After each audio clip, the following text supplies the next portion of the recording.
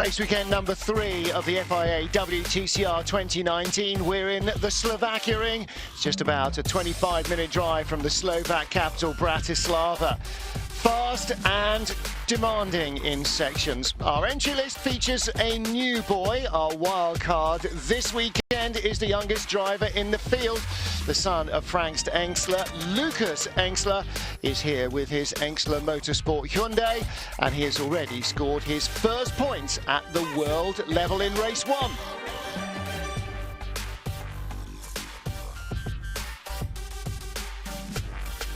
Well, welcome everybody to the Slovakia ring. I'm Martin Haven, alongside me Josh Files. And Josh, a slightly tricky surface for race 1, but the track has been declared wet by race control because rain is falling again. So that throws even more options up in the air. We understand the first 14 cars on the grid at least are all on slick tyres. But if it rains any harder in the next 4 or 5 minutes, that could all change. Yeah, I mean, obviously in race 1, we had that situation where it wasn't declared a wet track and therefore they had to go on slicks. Now it's been declared wet. It means there is a choice, and certainly for the boys in the Lincoln Co's that are towards the back of the grid, they might start taking risks on rain tyres, or certainly a mixture of slicks and wets. Yeah, they probably need to try something, because their 3 cars qualified in the last 3 spots on the grid made up precisely 0 places between them. Our DHL pole sitter for race 2, the 10th fastest car in qualifying 2 on Friday, and that was 2012 world champion Rob Huff. Huffy just had a shot on the right-hand side there, not in the car yet. But getting in is Norbert Mikelic. Now, Norby scored a podium finish in the first race. Lots of Hungarian fans here. We're only a couple of hours drive, in fact, from Budapest. So not quite as close as the Hungaroring, but certainly within shooting distance. Our grid looks like this. Rob Huff on pole. Nestor Girolami, whose 100% race point scoring win run ended in the first race.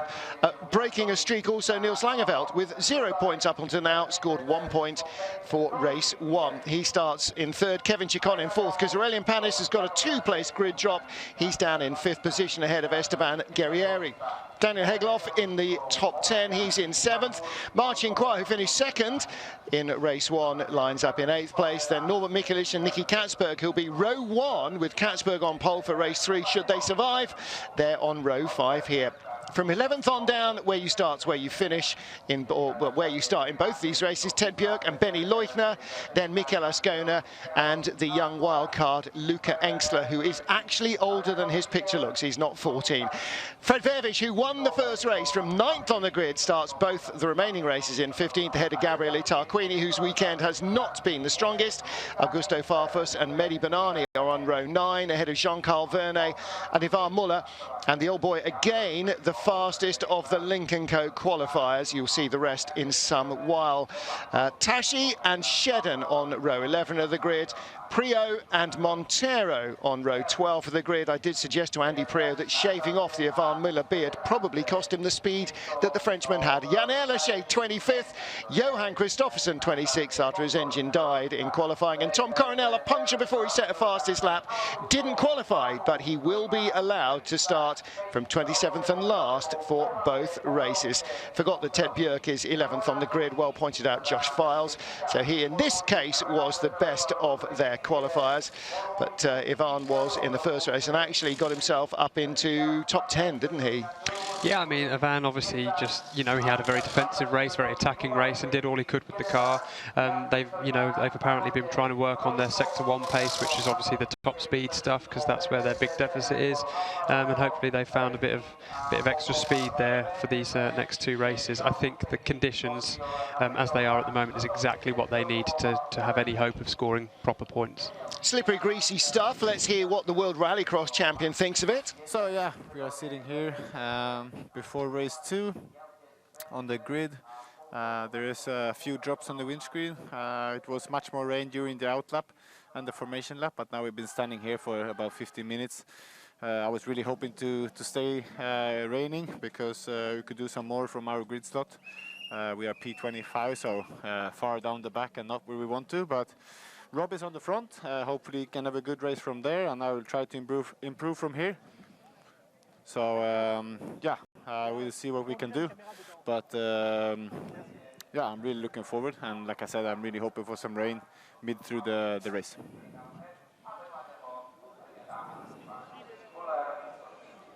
Just waiting to see if he had something in Swedish for our Scandinavian audience, but he's dealing with English. It's quite often difficult to get Scandinavians to swap back from English into their own language. Even the likes of Tom Christensen have problems with that. Once you start thinking in English, it's very hard to turn it off and turn it back on again. So Johan Kristoffersen, a long way back, but from here, 10th on the grid, Nicky Katsberg had a very disappointing race one. He was the pole sitter then as well, the Dutch driver. First corner, he was out wide, there wasn't enough grip, he went off, and it just kind of went a bit downhill from there on in, really. Yeah, unfortunately for Nicky, you know, he obviously wants that first race win in WTCR. He nearly had it in Marrakesh, had a brake failure, he had pole here, he led into the first corner and then got it a bit wrong, and then in the hustle and bustle he just had some front end damage, and that just killed his race from there on, because he was nursing a serious problem all the way to the end. So he did very well, to be fair to him, to finish 7th. Yeah, and still managed to hang on to a decent point score. Not as decent as a win, but he mitigated against the damage. And that's actually one of the key things, is when things go wrong, stop them going really badly wrong. Norman Mikulic lies in 9th place on our grid. 2017 World Touring Car Championship runner-up behind Ted Björk, the last World Touring Car Championship. Currently 7th in the standings, but scored strongly in race 1 here with 3rd position. He's got a good chance in race 2 of being firmly in the points. Race 3 starts 2nd on the grid, so again could be big points haul weekend for the Hungarian here at his, quote, 2nd home race. Well, it's grim and grey, spotting with rain under cloudy skies at the Slovakia ring, ready for races 2 and 3 of the FIA WTCR weekend. And in the skies above, there's just about enough cloud clearance for the display aircraft, but on the grid, the question, Josh Files, is who is going to bail out of slick tyres? Right now, Marcin Kła 8th on the grid, podium in race 1, due to start 3rd in race 3 as well. That's not a position where you should be gambling. That's where you need to go for a safe option, which is basically, perversely, slicks, really, isn't it? Yeah, I mean, in the position that Mar is in, you've got to basically have the same tyres on as the rest of the guys around you, because at least you've got equal chance, let's say. When you're towards the back of the grid or you're slightly out of position, then you can start gambling, but you really have to have a heavy rain shower on its way, or know something that someone else doesn't, to take that gamble. So Van Jakes, who's not used to this weather really in his normal enduro career. I wonder if he enjoyed the 8 hours of Slovakia ring yesterday in the FIM Endurance World Championship. So Gordon Shedden there getting ready to get into his Audi. Teammate Jean-Carl Vernet again looked strong in the first race. Flash moved up the order quite well. Daniel Hegloff, though, disappeared backwards down the order. He was having a very strong race for about 2/3 distance, and then he ended up getting clattered, and the car basically just lost a bit of performance. So unfortunately for Hagloff, that cost him a chance to finish strongly again, but both he and Mikel Ascona raced pretty strongly early on. It seemed as though, as the conditions dried slightly, the Cupras lost pace. Both the grey cars and the yellow cars of Coronel and Panis seemed to be going forward early on and then gradually lost that edge. Whether they'd set the tyre pressures a bit low, maybe they'd gone softer on the roll bars, and it was just overheating the tyres or whatever. Not quite sure what the answer is, and the team aren't particularly keen on giving away that sort of information, but they didn't have the edge in performance at the end that they did at the beginning. Yeah, they were just missing a little something. I think Ascona and Coronel had relatively strong races. Hagloff obviously had damage at turn 3, and as a result of that, I think he had an overheating issue or something, so he just went backwards. And then obviously Aurelian Panis got put out of the race with that contact with Banani. Ascona got barged into the gravel as well. Esteban Guerrieri got barged into gravel on the first lap, came through the pit lane to have muck cleared out of the radiators and then charged back up the order. So Guerrieri at least managed to not lose any further points. He came here 10 points behind teammate Nestor Girolami. Girolami was off early in the race and never recovered. So neither of the top two in the championship scored a point. Ted Björk didn't score a point. Gabriele Tarquini didn't score a point. No, he did. Gabriele in the end did score points, but yeah, and Esteban actually managed to score 2 as well. So yeah. Every point counts. Yeah, absolutely. So now 7 points behind the leader. He was 9 points behind after the first race. Tom Coronel, his teammate Aurelian Panis, showed, as Coronel did in Q1, that the yellow Cupras have pace this weekend.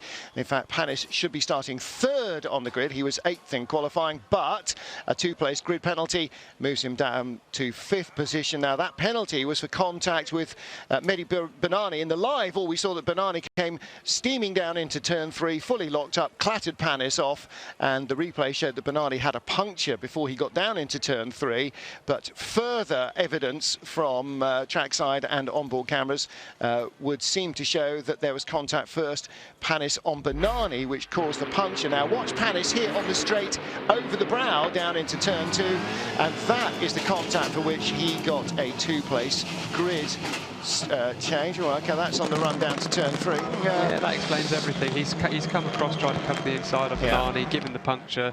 The puncture is what's caused Benani's lock-up, and there you have the result. So in the end, using a hoary old chestnut hoist by his own petard, he tried to shut the door, slammed into Benani, and in the end ended up getting just as badly off as Benani. But Panis still starts in 5th. Tom Coronel last on the grid after not setting a time in qualifying for races 2 and 3. Kevin Chekon, he starts in 4th place. And again, he was out very early on, wasn't he? The Alpha was nerfed off into the gravel, and he was then on the pit wall, basically wrapped up in and nice and warm in his team jacket, ready to greet Marcin Kwa when he came in with 3rd position. So we know the paces in the Alpha. This is a good track for them. Both he and Ma were quick in qualifying, both Alphas in the top 10. Ma, 3rd fastest in both qualifying sessions, 1 podium already under his belt, so Chekon should go well, and we hope that this guy does as well. We're not holding any favouritism here, but Niels Langenfeldt had no points off the 2 first race weekends, his first 2 ever at world level, but he has now got 1 single point on the board from a race that should have offered a lot more. He got nerfed off as Girolami lost control on the first lap of the race, so now he starts in 3rd place on the grid, behind Nestor Girolami and Rob Huff. Hopefully he won't return the compliment to Girolami, but hopefully he will end up with a real good shot at maybe not just some points, but actually even a podium, which would really turn his fortunes around. Yeah, I mean, he and Chekon have both seen their teammates. You know, Niels' teammate has just won in Fred Vish, and Chekon's teammate got the 2nd place. Yep. So they can see that their cars are quick, and now they're on the sort of front rows, and they've both got a huge opportunity to go forwards. Well, in qualifying, the Hondas from Munich Motorsport that were previously at the front end of the grid were kind of hovering down the bottom of the top 10, weren't they? So for Nestor Girolami, this reverse grid front row in race 2 is absolutely crucial. Had scored points in every race so far, all 6 so far, and 0 point in race 1, so he has to get as many as he possibly can out of this. He'll start in 9th place for race 3 if the car's in one piece. So again, a chance of scoring points there, definitely, but this is a golden opportunity which he must not let slip. If he can't beat Rob Huff to the win, doesn't matter, as long as he can be as close to the front as he possibly can. And Rob Huff on pole position, he said, well, this is a very hard car to get the balance right in. It's very tough to drive this year, the Volkswagen Golf, and they've now changed back from the new for 2020 mandatory ECU they had been trying this year back to a Volkswagen Group 1 that they know works. So they've gained more weight than they would have. They're heavier than they would have been, but he has at least got a decent power delivery in the car. And pole position, it's not half the job here, but if you can get into the first corner in front, then you at least stand a chance of keeping the others behind you, particularly if it continues to drizzle and offline becomes more slippery than online. Well, there's our race 1 winner, Fredrik Vervish, ready to go again from 15th position. A win from 15th. Now that really would be something, but right at the front of the grid, Rob Huff, the man on pole position, Nestor Girolami alongside him, and then Niels Langenfeldt and Kevin Chekon. We could have a very different looking podium from any we've had so far this season, apart from Nestor Girolami. None of the top 5 have even been on a podium yet. So it's only Girolami and Guerrieri and Hegloff in the top 7 who have. So they head off on the final formation lap. Now, Josh, no tyre warmers in TCR, so these guys have got to do all the tyre warming themselves, and that's a key part of the race. Yeah, it's just about getting the rear tyre temperature now, so that's what they're doing, weaving left to right, as you see.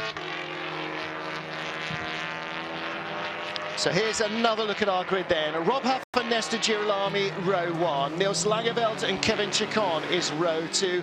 Aurelian Panis and Esteban Guerrieri on row 3. Daniel Hegloff and third place finisher in race 1, Marcin Kwa on row 4. Norbert Michaelis, who was third in race 1, and Nicky Kausberg on row 5. Ted Björk and Benny Leutner, row 6. Mikel Ascona and wildcard Luca Engstler, row 7. Race 1 winner Frederick Vervish and Gabriele Tarquini on row 8. Augusto Farfus, Mehdi Banani, row 9. Jean-Carl Verne and Ivan Muller, row 10. Attila Tashi and Gordon Shedden, row 11. Andy Prio and Thiago Montero on row 12. Jan Ellershey and Johan Christoffersen, the final qualifiers, and last place on the grid for Tom Coronel, who has appealed under force majeure to get through into the race, and it seems as though that has been accepted by all his rivals. So the championship leaders, 7 points apart. This is a chance for Girolami to take another step forward. Teammate Guerrieri is in the top half dozen. Third place Tarquini starts 16th. Björk starts 11th. Verne also starts outside the top 10, doesn't he? And Frederick Vervish starts in 16th position. So among the top half dozen, again, the Munich Motorsport Honda drivers have a good chance to move up. Norbert Michaelis does as well. And so does Marcin Kwa, who's made a big step forward already this weekend with the first podium of the year, not just for him, but also for Alfa Romeo. And for Ma, his last podium in a world-level touring car race, Qatar Race 2 in 2015, 1,260 days between podiums. All right, he hasn't raced for much of the intervening period at the world level in touring cars, but it's still, you know, 3.5 seasons. So for him, that was a long drought, well broken. Let's hope it's not another 1,260 before we see the Chinese driver on the top step of the podium, or on the podium rather. And I'm sure it won't be. I think he's broken that drought, as you say. He's got a great car under him, and he'll be pushing in race 3 and now. Well, and critically, he's got a full season in front of him as well, hopefully. So that's the big difference between then and now, is it's not just the one-offs and the occasional drives. He'll actually be here for the rest of the year with Alfa Romeo, with good luck and a following wind.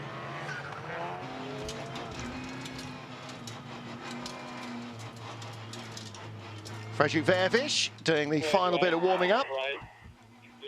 Yeah, it looks fairly dry on the grid here as well. I think the left-hand side is fractionally better than the right-hand side, so for the start it might still be okay. Maybe you can make half a difference in turns 1, 2 and 3, but yeah, we'll see. It looks fairly dry anyway. So Vervish and his engineer, very thoughtfully of them conversing in English so we can understand what's going on. That he kind of made ground by going the long way around the outside, turn 1, turn 2, turn 3 in the opening race. So I think he might quite fancy that again. And the other grey and red car, Niels Langeveld, his teammate, who starts third. Again, he's on the left-hand side as the drivers look at the grid, the right-hand side as we look at it. The outside line, it can be a bit fraught with disaster, but it does offer potential for big rewards if you get it right.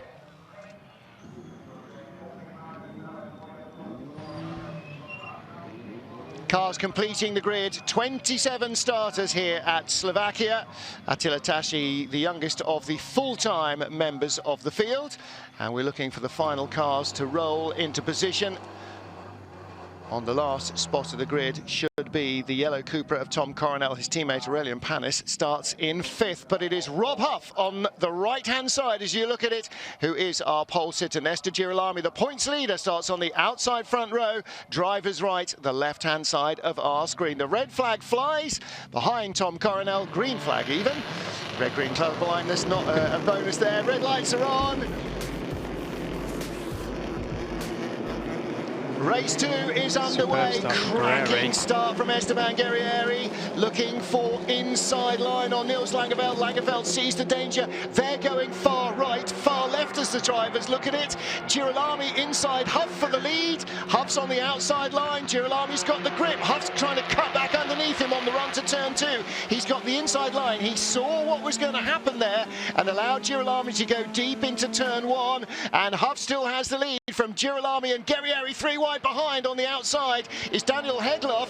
He's lacking nothing in bravery, is he, Hegloff? He may not have the experience of these tracks, but he certainly doesn't show it. Mars up to Chacon's up to 4th place, from 4th place on the grid, so kind of holds his position, and they all safely survive turn 2. Down into turn 3, looks good, but again, the Munich Motorsport cars may well be a big thorn in the side for Rob Huff. Langeveld, Panis, and there is Hegloff just dropping back behind. Chacon under pressure from a couple of Hyundais as well, and that is Norbert Michelisz and Nicky Katzberg. Katzberg going the long way around the outside. This will become the inside at the next turn, but he's got to hang on there. Does he get the place? No, he doesn't. He just stayed in front of his teammate.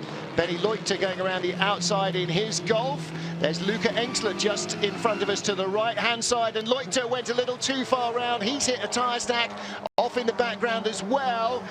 Couldn't read the number, but with the way his fortunes have been going, my money would be on that being Andy Prio right now. Looked a bit like Ted Bjork. Yeah, maybe. Well, 11 looks like 111. Unfortunately, they are so close together, but we haven't got a blue car high up in the rankings. The first one is Ivan Muller. Well, as always, so I think you are probably right, actually. That could well have been Ted Bjork. And the 2 yellow stripes on the bonnet, yeah, that's Prio and Elache, so it was Ted Bjork. Good spotting again. Yeah, it looked like he just got turned around in the melee. I wonder if that was something to do with the Benny Leuchter contact as well. And obviously race 1 winner, sorry, Fred Vervish got out on that wet exit curve and just went off, and he looked like he got some kind of damage as well. So let's see where he ends up.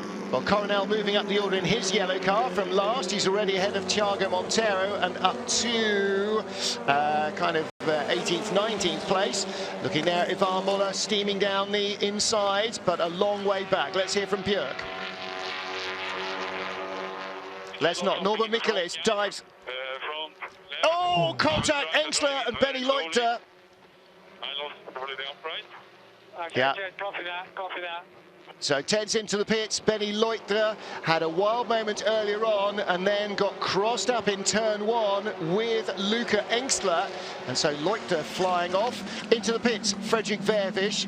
Björk will make it in as soon as he can. And you're looking there, Ivan Muller. That's 16th place, or now 15th behind Leuchter, and a change for the lead. Rob Huff loses out to Nestor Girolami. You talked about this in race 1. In mixed conditions, you've got to be aggressive. You've got to attack, or you're just going to get hit by everybody else.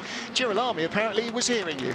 Yeah, I mean, that's exactly what he's done. He was too cautious in the first race, and you know, this race he's made a fantastic start. He's been attacking into turn 1. Okay, Huffy got the cutback, but he's been attacking again there, and now he'll probably be able to pull away.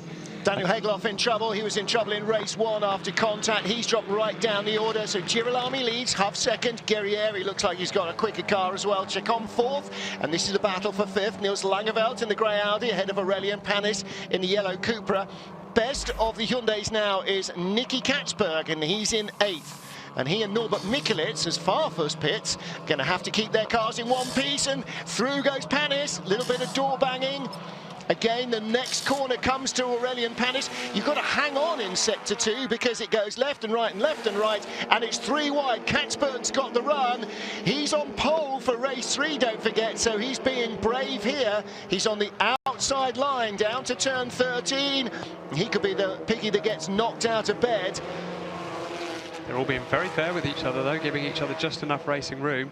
2 races to survive. This isn't the last race of the last lap of the last race. You've got to survive. Katzberg still holds the outside line. The Hyundais had great grip in race 1. They got great grip in race 2. But look at Panis coming back down the straight. Out of the race is our race 1 winner, Fredrik Vervish. Panis hangs on. He retakes the place from Nicky Katzberg and Norbert Michelisz. And Katzberg and Michelisz, that's the front row of race 3. So this had better not go pear-shaped for either or both of them. Yeah, I mean, Norby can probably push Katzberg through and make a place himself as well if he's lucky. And there's Ascona always hunting for an extra position as well. The PWR Racing guys and the team have been such a great addition to the championship this year. They've really produced the goods. Right behind, that's Luca Enxler, is it? No, it's not. It's Gabriele Tarquini. Down the inside of Huff, I think it is, yes. Yeah. So Guerrieri's gone by Rob Huff as well. And the worst news for Rob Huff is not that what have been the form cars this year as Panis and Ascona get wheel to wheel, and Ascona goes straight by. That's Cupra on Cupra, and Ascona's got the pace there. What's bad news for Huff is not only have the form cars, the Honda's gone by, he's got another flipping Alpha behind him, which is also a podium finisher in the first race. Not Chacon's car, but it's clearly quick enough here. Yeah, I think maybe they might have set Huff's car up for a late fight back, I don't know. But at the moment, he'll just want the points, to be honest, with the form they've had so far. If you can't be third, be fourth. If you can't be fourth, be fifth. Don't give it all away. In the pits, Ted Björk. Yeah, broken rim. Or, yes, it is a very broken rim, isn't it? So the rim on the rim is broken and all the air gets out. Aurelian Panis there now hanging on behind Mikel Ascona, and this is 8th and 9th. So 1-2 Honda. Volkswagen third is Huff. Chacon right there in fourth. Can't see Chacon still being behind in another 6 laps. Can you? No, I think he will probably make light work of Huff and then set his sights on the 2 Hondas in front. It's a shame that Chacon made such a rubbish start. Look at that. Yeah, it wasn't poor. It was very bad. That was a shocker out of the bottom drawer of rubbish starts. Guerrieri having to drive around it. Well, come on, guy. Have you not seen the lights change? What colour of green were you waiting for? He gets on the inside of Langerfeld. That's all you need, is at the overlap so the driver's aware you're there, then the corner's yours. Yeah, exactly. Make it known, get your nose down there, keep it there, and then the position should be yours. Great view underneath Lincoln Co. 03. Not sure whose it was. Oh, that's what happened to Marcin Kwa. Got tucked up by... that's Chacon and Hegloff going off in the grassy runoff. Ascona down the inside of Björk, who clatters Björk and breaks the rim. Not sure if we see it there. No, I think he's off at that stage. I think it's already happened in a previous corner. And that's why Farfus came in. And I'm not quite sure Bjork was behind that somehow. Yeah, yes. Not quite sure what happened to Farfus's car, but clearly enough that he can't race any further.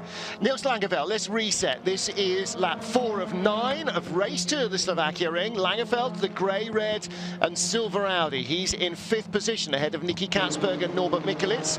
And here is 25, Mehdi Benani with Ivan Muller behind, Aurelian Panis on the outside. Tom Coronel and Aurelian Panis are meeting in the middle of the grid. Coronel from last, Panis from 5th, and Panis just manages to stay in front, but Coronel's going to go through. Panis has got damage, don't know what or why, but clearly he is in reverse, and Coronel from 27th, thank you very much, is in 14th place. You know how I was saying, next race is Zandvoort, he's starting 27th, he'll probably just save the tyres. Apparently that didn't occur to him.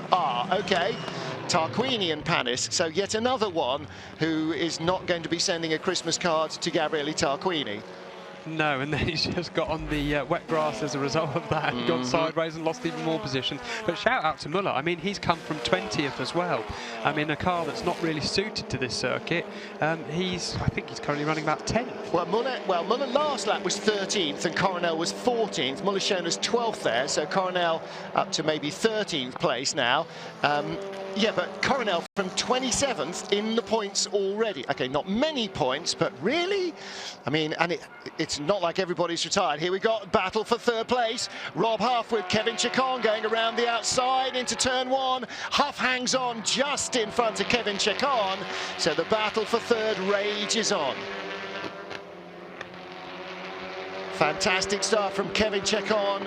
And Josh Files, Rob Huff having to be super defensive into turn 2 again. Chacon with the wider line, he can cut back. He should have better momentum, but he doesn't seem to have. Looks like he overcommitted there.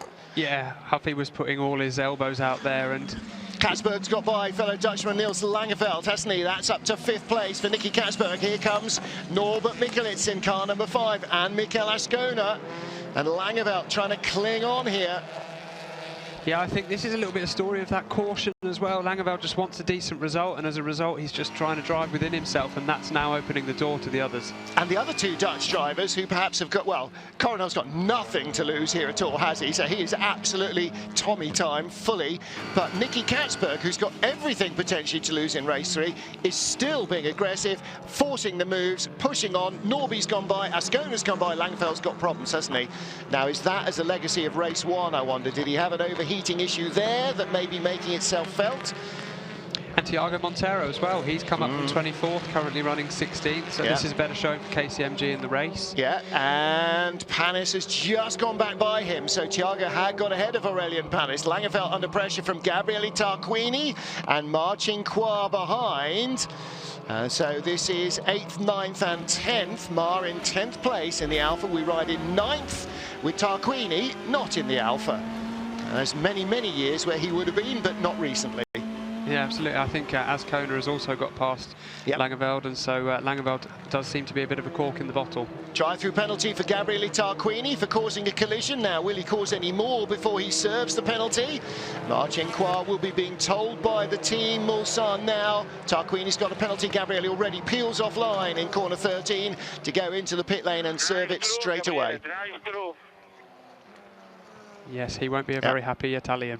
Okay, Rob Huff under pressure from another Italian. This time it's an Italian in an Italian car. Kevin Chacon can't get through there.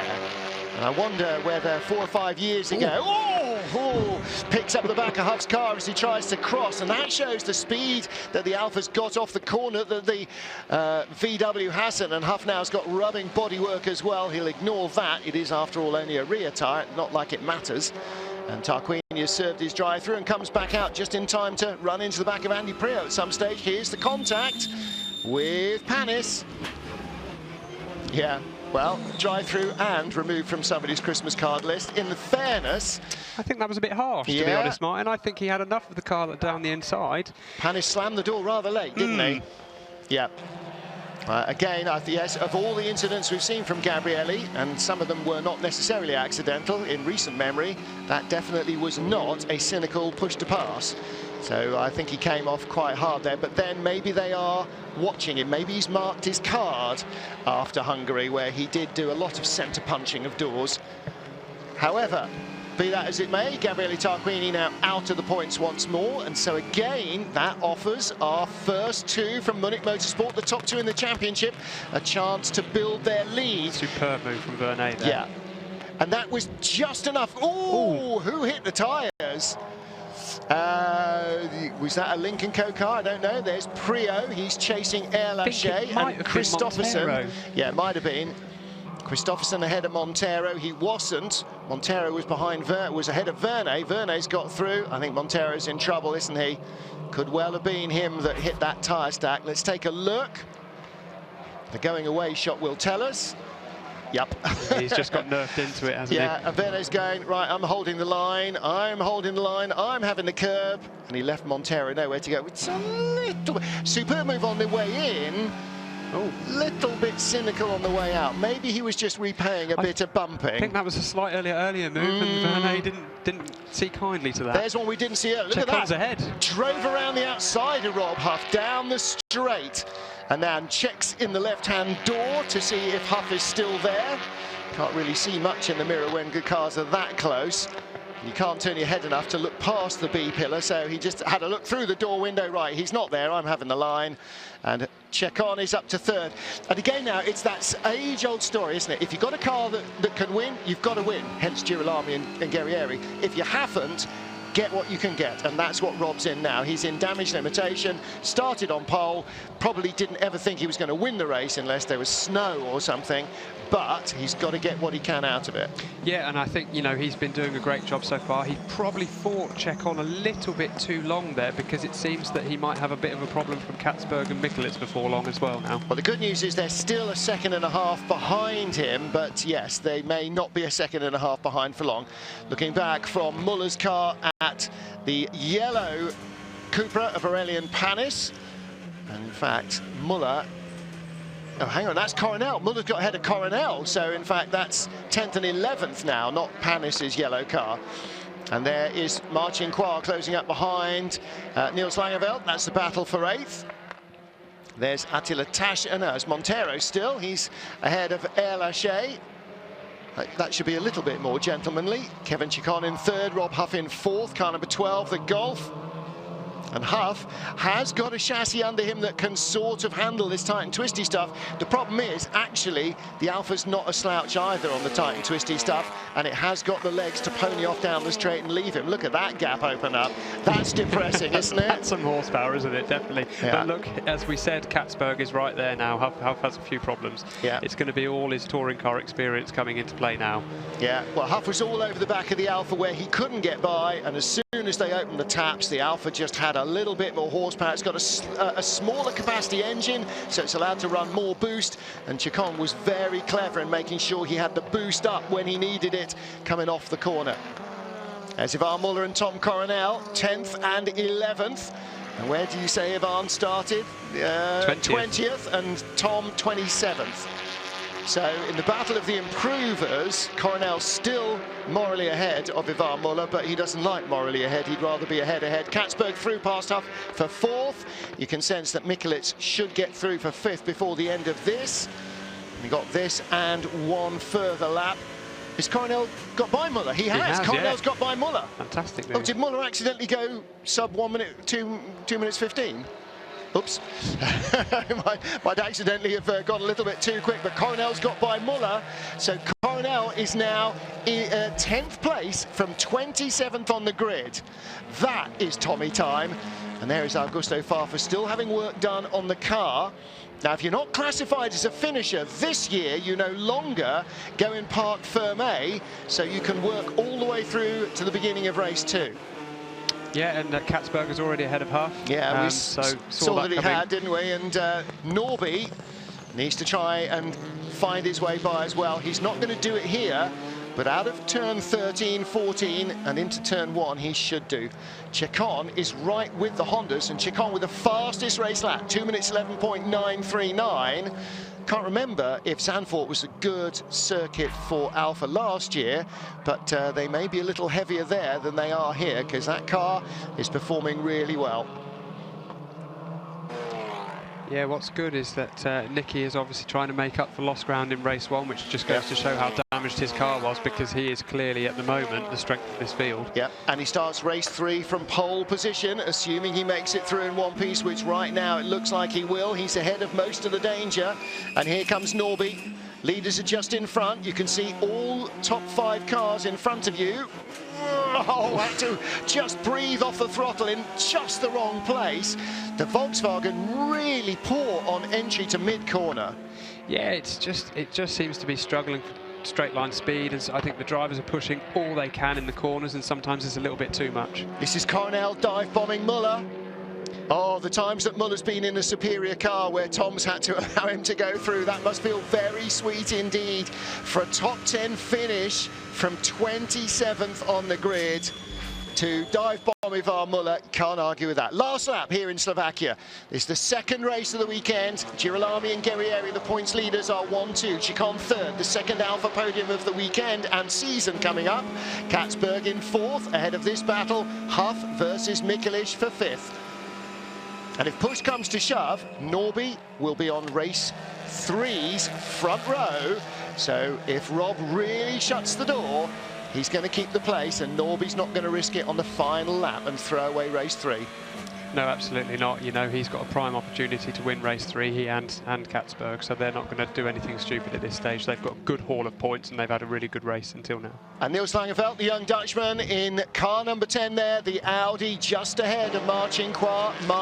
3rd in race 1, starts 3rd on the race 3 grid. Again, he'd love to get by. If he can't, yeah, whatever. It's race 3 that it's about for him. And Kevin Chacon, can he do anything about Esteban Guerrieri? I don't think so. We're out of the tight and twisty section now, and they are heading towards the final couple of corners. Mehdi Banani with a battle on his hands. Teammate Johan Kristoffersen right behind. And that is a battle for 14th and 15th. They're the last point scorers. Thiago Montero's Honda just behind, out of the points, as are Air Lachey, Prio and Tarquini. The remaining cars, only 19 cars still running on the lead lap. Langeveld clings on in front of Mar, but it is Nestor Girolami and Esteban Guerrieri, the two Munich Motorsport Hondas. This is like deja vu for a third time. Huge tyre smoke coming off Guerrieri's car, but Girolami is going to claim win number 3 of the season, 4 of the season. Fantastic stuff from Nestor Girolami. He finishes just ahead of Esteban Guerrieri, and Kevin Chekon, his first podium of the year and the second in 4 hours this season for Alfa Romeo. So Girolami, is that his third or his fourth now? I'm starting to lose count. That's his third. And he won 2 in Hungary, in Marrakesh. Didn't win in Hungary, did he? No, he Girolami won 2 in Hungary. Yeah, he won 2 in Hungary, yeah, sorry. That's his third race win. Yeah, so his third race win, yeah. Starting to lose count. So many black and white cars are winning. Well, what a great job, though, by Munich again. Completely underwhelmed by that, isn't he? No, not even slightly fast. Yeah, and after 0 points, as the points leader in race 1, you know, caused his own demise, in fact, and that of cars around him. But yeah, what a way to bounce back. It was interesting what happened to Guerrieri's car at the end there, because there was a lot of tyre smoke. Was that a sudden tyre failure on the last corner? And if so, was that a very lucky finish in the end? Absolutely, I don't know. It looks okay now. He's just gone by his teammate. He hasn't pulled over and stopped. I mean, you wouldn't want to. You'd crawl back on a flat because you need to get the car back to the garage. You don't want it on the side of the road.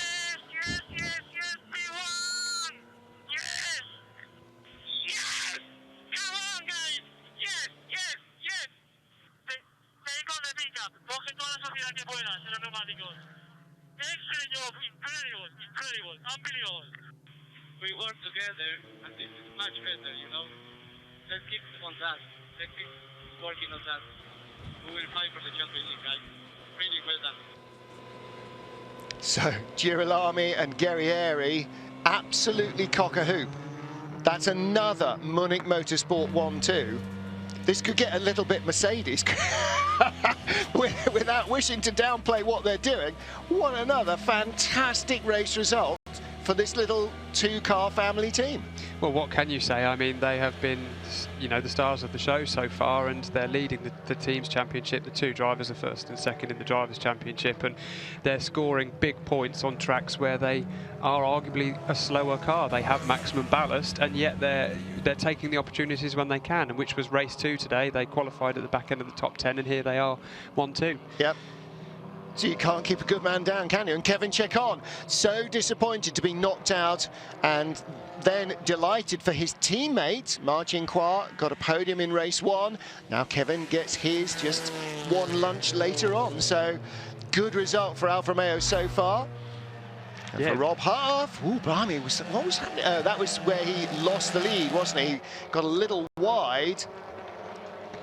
That was just a little bit of trying so hard to keep the Hondas at bay, because he knows that he's got to do absolutely everything he can.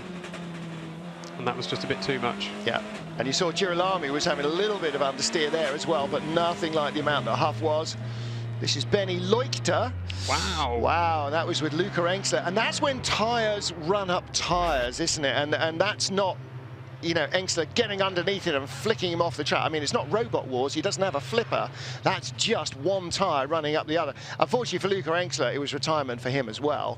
So yeah, I think that was a bit of 3 into 1 doesn't go, because it looked like that was Muller on the inside of the pair of them, and it just, well, that was the end of it, really. Yeah. Well, we'll have a bit of a scramble in the pit lane now, because Alex Legui, our pit lane reporter, and the Parc Fermé don't appear to be in the same place as they were after race 1. Well, at least Parc Fermé isn't. So Alex will be legging it off up the pit lane, cursing under her breath, but we will hopefully hear from a slightly breathless Legui as we get our top 3 into Parc Fermé. So Kevin Chekon's already arrived, and the officials now trying to pull our other drivers out of the queue. Now, of course, they're very familiar with going straight to Parc Fermé. In fact, they're more familiar with going straight to Parc Fermé than they are with going anywhere else after a race. It just happens to have moved a little bit. There's Nesta Girolami, our race winner. And there behind him is Esteban Guerrieri. So that is the second 1-2 for the team, isn't it? Yeah, second 1-2 for the team. Second 1-2, but I think it's the third time that they've had both cars on the podium, because they also had a double podium finish in Marrakesh. Exactly so. 1-2, 1-2. And as ever, forgetting to unplug himself from the car. What driver hasn't done that? Hands up in this booth. No hands up from Josh Vars. Yeah, they've all done that. So again, our two Munich Motorsport drivers absolutely cock-a-hoop. René Munich here this weekend as well. I'm sure he is absolutely loving seeing the two guys do so well again. And unlike previous years where race 2 got you fewer points than any other because of the reverse grid, it is exactly the same as winning race 1 or race 3. So it's a 25-point win. Kevin Chicon, great result for him, for Romeo Ferraris. There's his mum. It's Mother's Day in Italy. So there's Kevin's mum. She's come for the weekend. And again, we mentioned her in race 1. But I want to say congratulations to Michele Cerruti, who was the team manager for Team Mulsanne last year. She's at home with her new baby.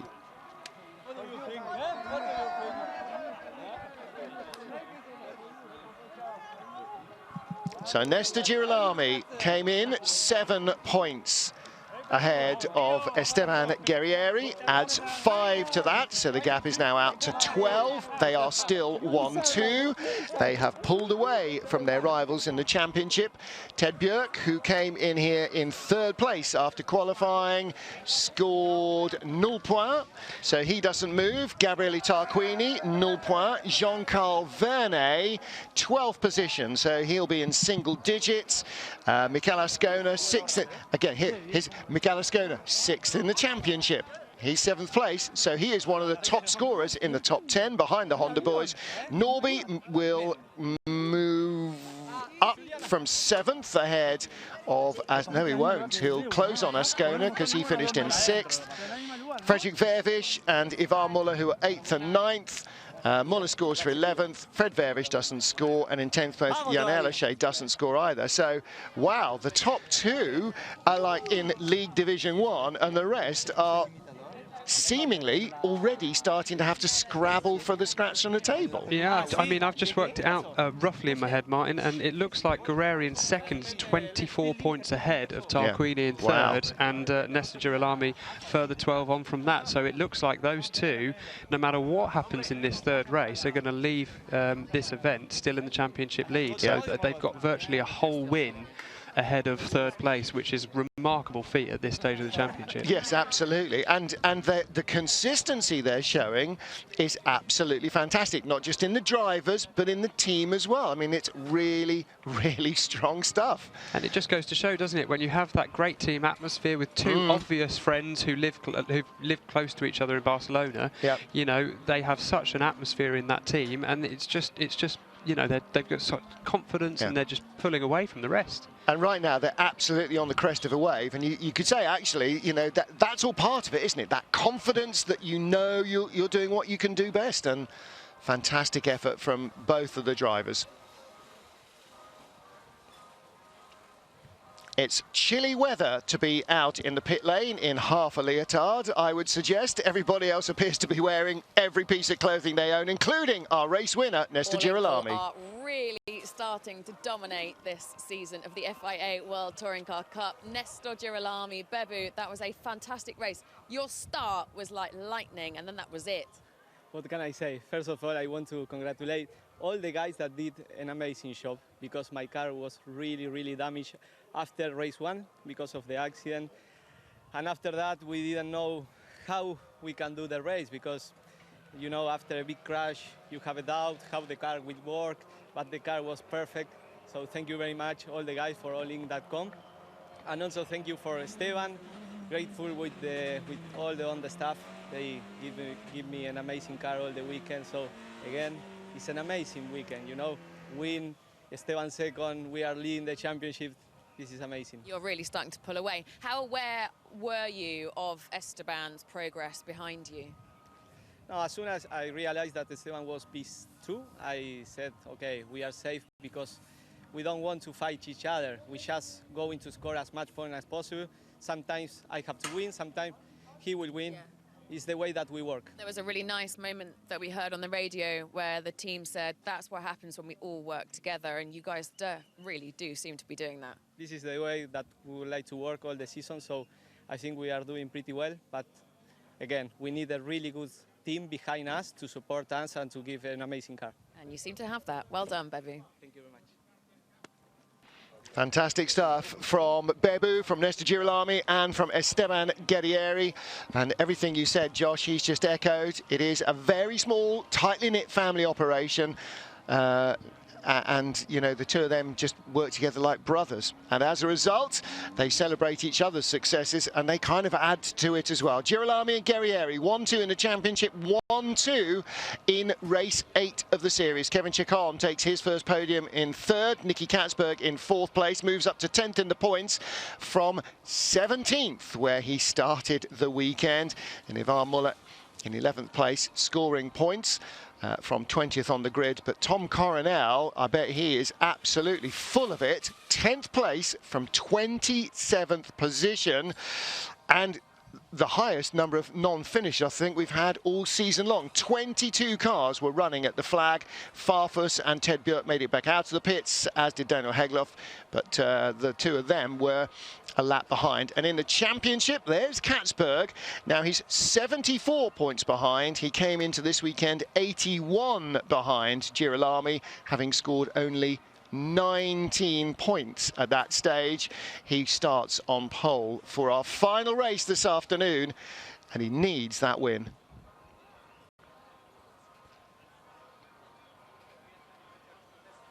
Well, further back down the order, again, disappointingly low down, some really big names that you don't expect to see all the way down the order. The Volkswagen Motorsport drivers, to quote a few: Gordon Shedden, triple World Touring Car Championship winner Andy Prio. You know, there's a lot of starry names in this field, and you can't win every race, apparently, unless you're from Argentina. And even then, they've come close in most of them, but they haven't even finished all the races. And, you know, that's all part of it. It's that roller coaster ride. Race 2 in Slovakia, great start from Esteban Guerrieri from row 3 of the grid to jump ahead of second row starter Kevin Chacon.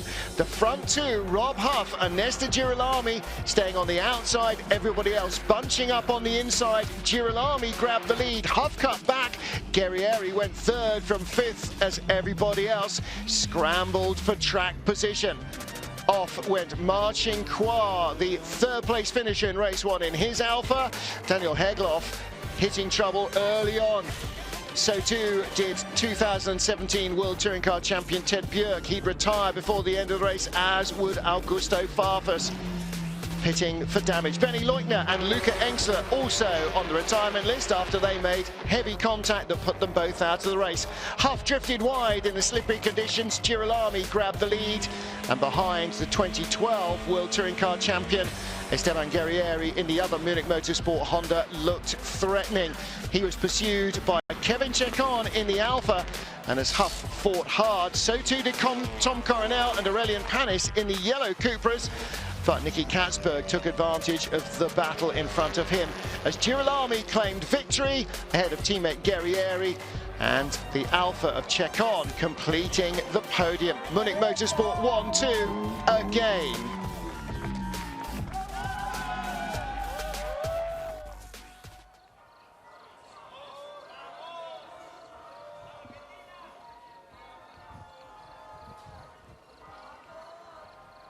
The Argentine Support Club.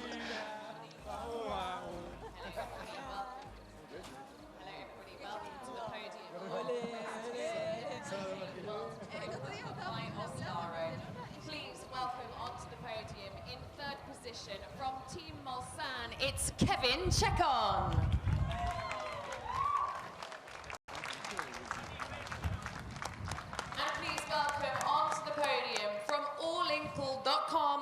Motorsport. In second position, it's Esteban Guerrieri.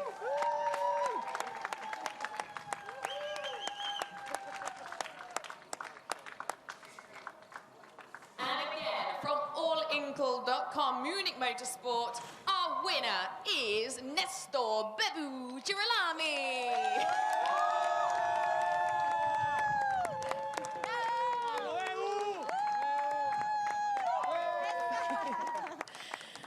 And representing allinkle.com, Munich Motorsport is Alexander Dollinger.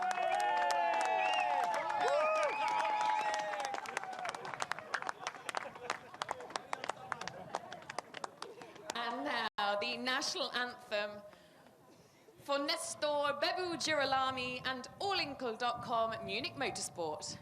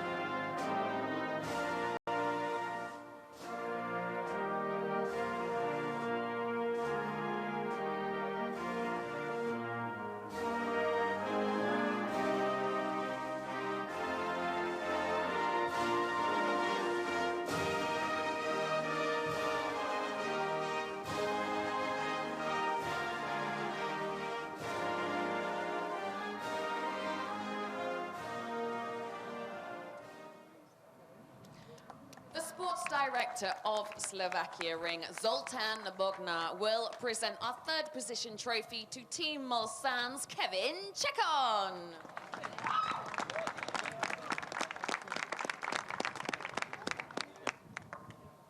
David Nemeth, the sales director of Slovakia Ring, will present our second position trophy to allinkle.com Munich Motorsports, Esteban Guerrieri.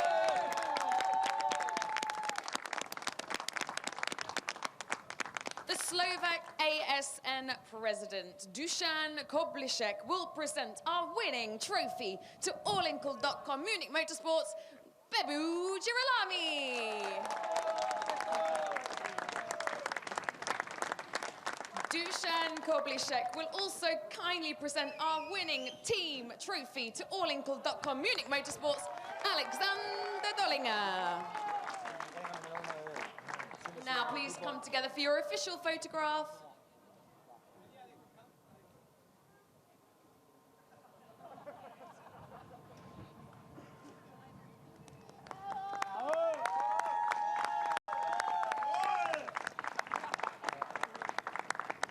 Grab those bottles, guys. Let's party!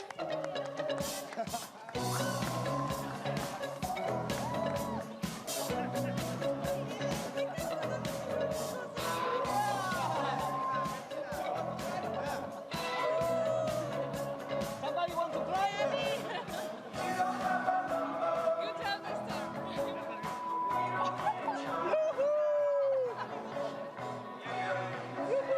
Well, that is... that young fan's got a bottle of his own. That is one way of dealing with the bottles, isn't it? It's not champagne because they have another race to do. And alcohol and high-speed motoring clearly are not the best of friends.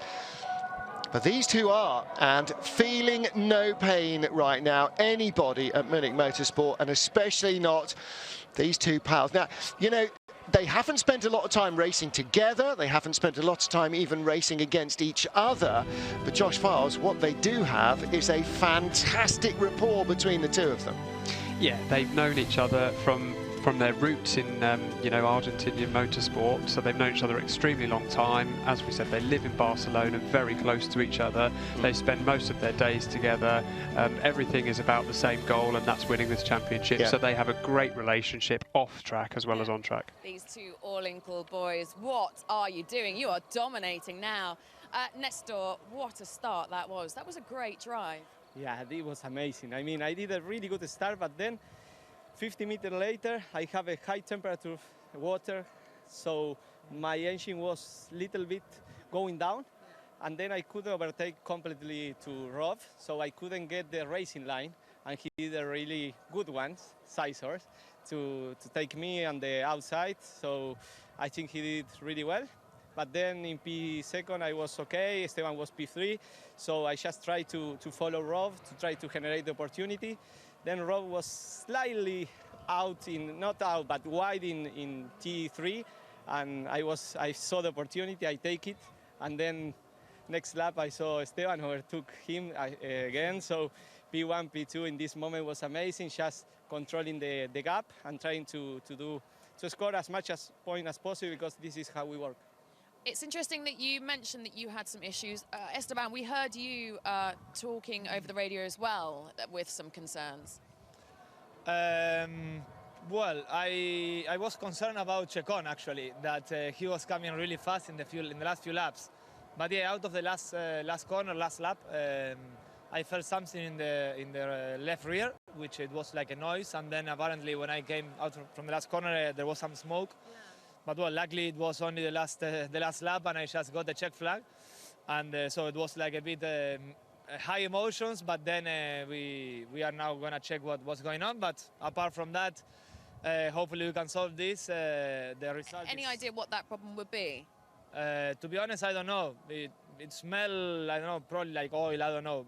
We're gonna now check suspension and everything.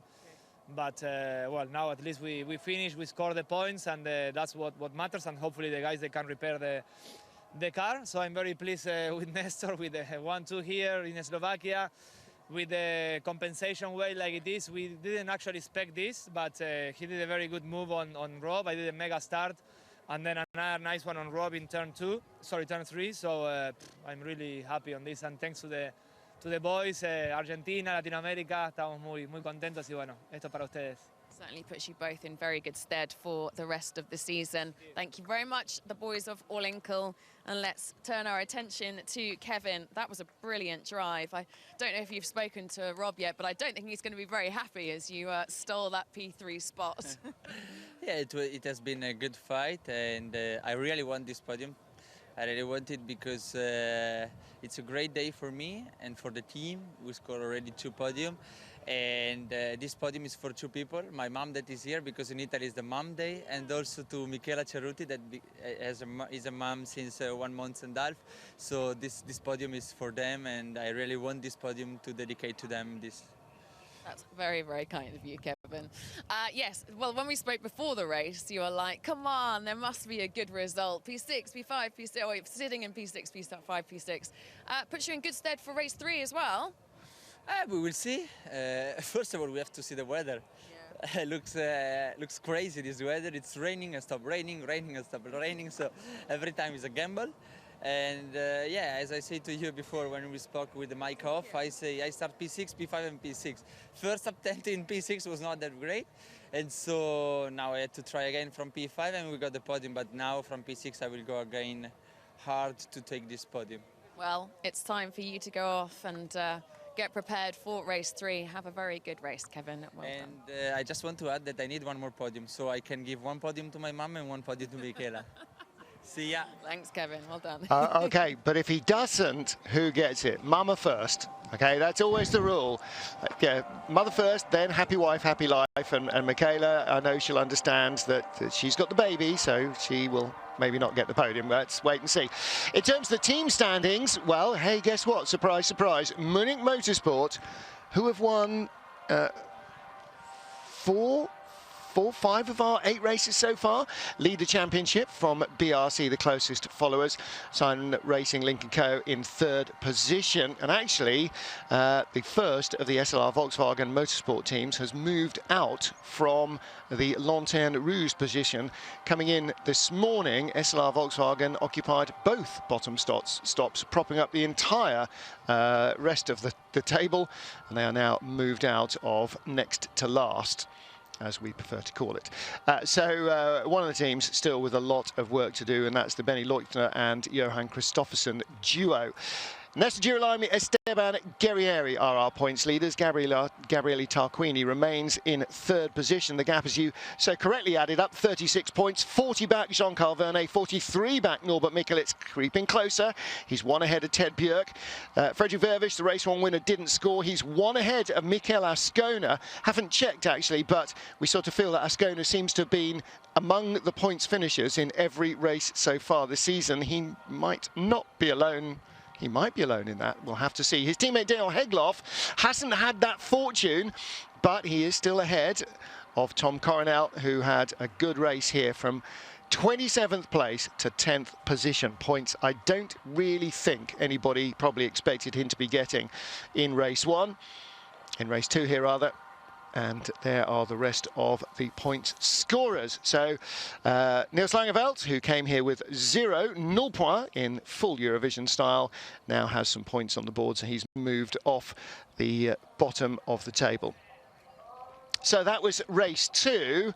And as we heard from Kevin Chacon, Josh Files, the weather, well, the forecast is not really what it is. It's just what might happen. Let's hear from Alex Legui. Andy Trigger Finger Prio with a possible jump start, although he did just say to me, but when you start in Bratislava, it's very hard.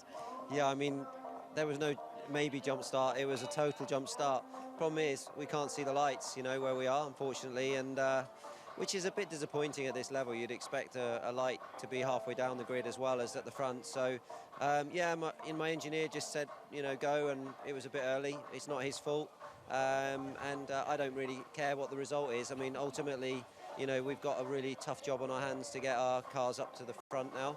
I think the first 2 races didn't really show where we are. I think this is the, you know, where we are now, and we've got to work towards getting us all forward. It's, you know, it's a tough situation, but we've got a great team of people, and we'll move it forward, but not ideal. It must be very, like mentally, it must be quite difficult to approach a weekend like this where you just are back runners, which is really like, the 4 of you are clear, you know, obviously never people who would be running at the back. So how do you deal with that?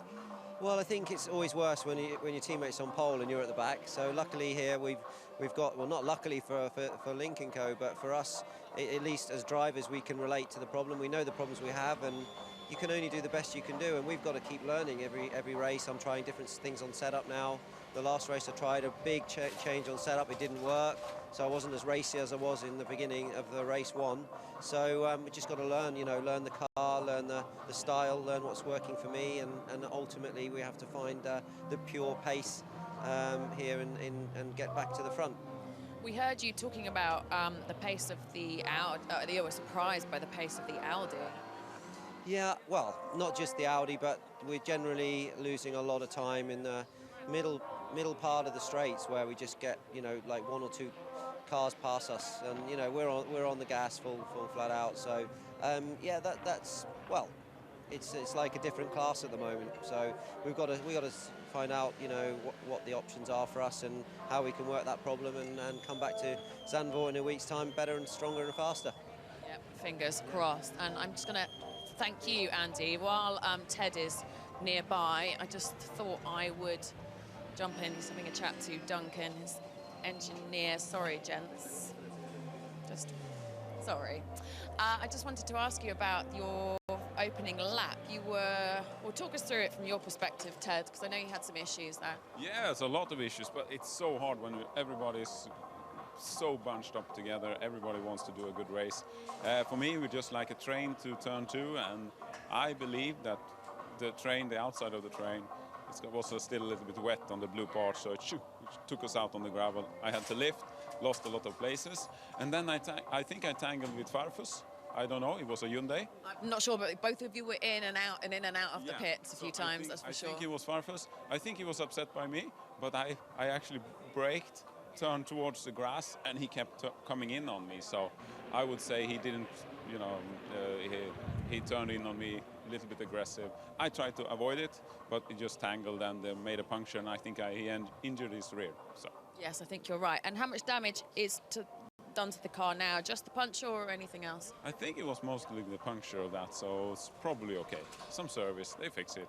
The Lincoln Co is fantastic, the guys. We were just having a chat to Andy about how tough it must be mentally for you guys to be effectively back runners, which none of you, that's the standard of the drivers should not be near the back. So how do you deal with that mentally?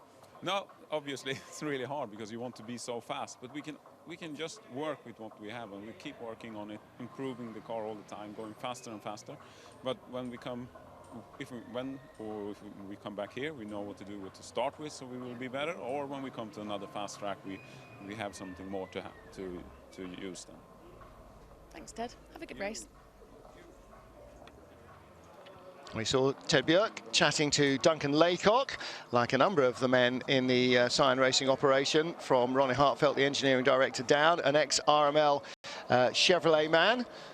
And so there's a very strong engineering base. Whatever it is that this new car lacks, it probably won't be troubling it for an awfully long time. But Josh Files, it's that wide front end that is the key here. Mid-range and top-end speed, they are struggling because of the big frontal area of the car. And of course, when you're in tight racing action, as we've seen all the way through the season so far, contact does happen. And that probably doesn't help. The further back you are, the tougher it gets. Yeah, I mean, certainly. I think the Lincoln Co is about the size of a 5 Series or something like that, so it's also too big, and that's why they're not so efficient down the straights. Well, here's the move on Panis that earned Gabriele Tarquini his drive-through. Little harsh, not sure how Tarquini could have been further over to the right. He was right up by the curbs. Panis saw the damage coming a little late, but Tarquini got the drive-through penalty nonetheless. Cars are in Parc Ferme now, ready for race 3.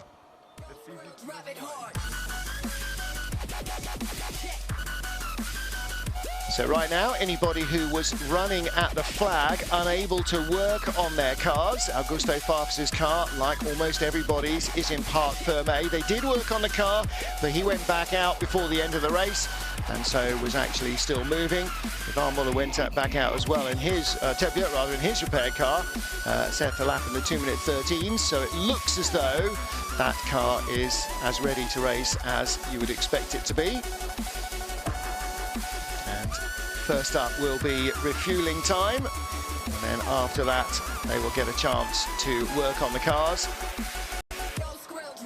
measuring exactly how much fuel goes in. You don't want to go around with 20-odd kilos of fuel that you're not going to use in the race. On the other hand, if there's a safety car, you can't be running out. Well, let's hear from Alex and Augusto Farfus. Car of Augusto Farfus, which, despite what Ted just said, has definitely got some blue residue on there.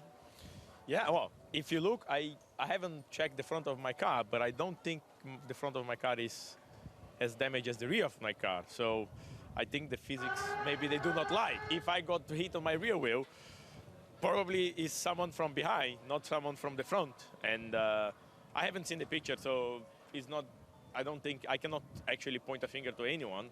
I know touring car is a bit, contact is part of touring car racing, but yeah, there is a lot of contact which can definitely be avoided. And I haven't checked the pictures, but I got hit on my rear tire, so I'm pretty sure someone from the back hit me. How much damage have you got? You were in and out the pits quite a few times. Yeah, well, we tried to double check the car and to get some mileage on it. And yeah, the car is damaged, but I think it's in good shape to race 3. Good, that's what we like to hear. Thanks, Augustus.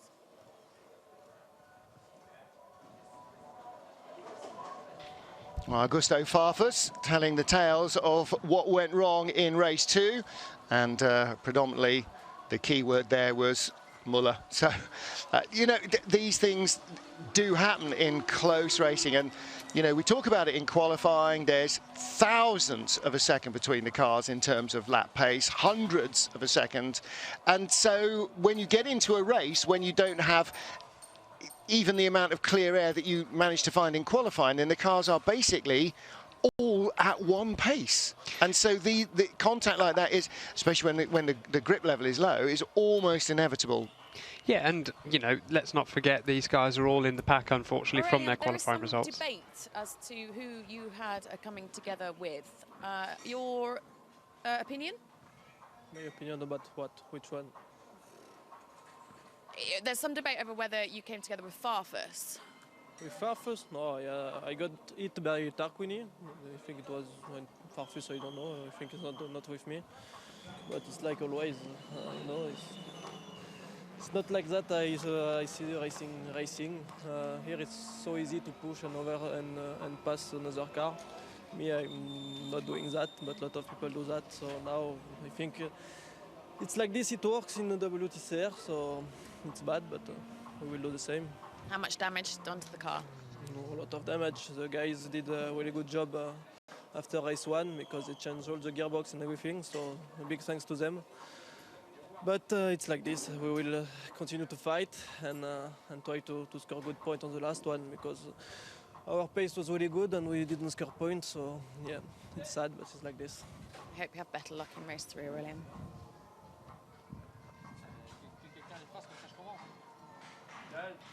Well, a little bit of a downcast Aurélien Panis, and like his teammate Tom Coronel, they really do have pace in these two DHL Cupras. And, you know, when you get clattered by somebody, Josh, that's always tough, isn't it? Yeah, you never want to be out the race, especially, as he just said, they've had to replace the gearbox after race 1, so he probably wanted to get a result for the team as a bit of a thank you. But, you know, these race cars, they're all in close quarters. They're all trying to get the last bit of track. And let's not forget, actually, because many people do, they are 2 meters wide. Yeah. They're not the smallest cars, you know. They are based on sort of B segment or whatever hatches, but they are very wide with the body kit that they have. Let's hear from Alex Le Gui. She's in the pit lane with Frederick Vervish, who's having a ground-up restoration.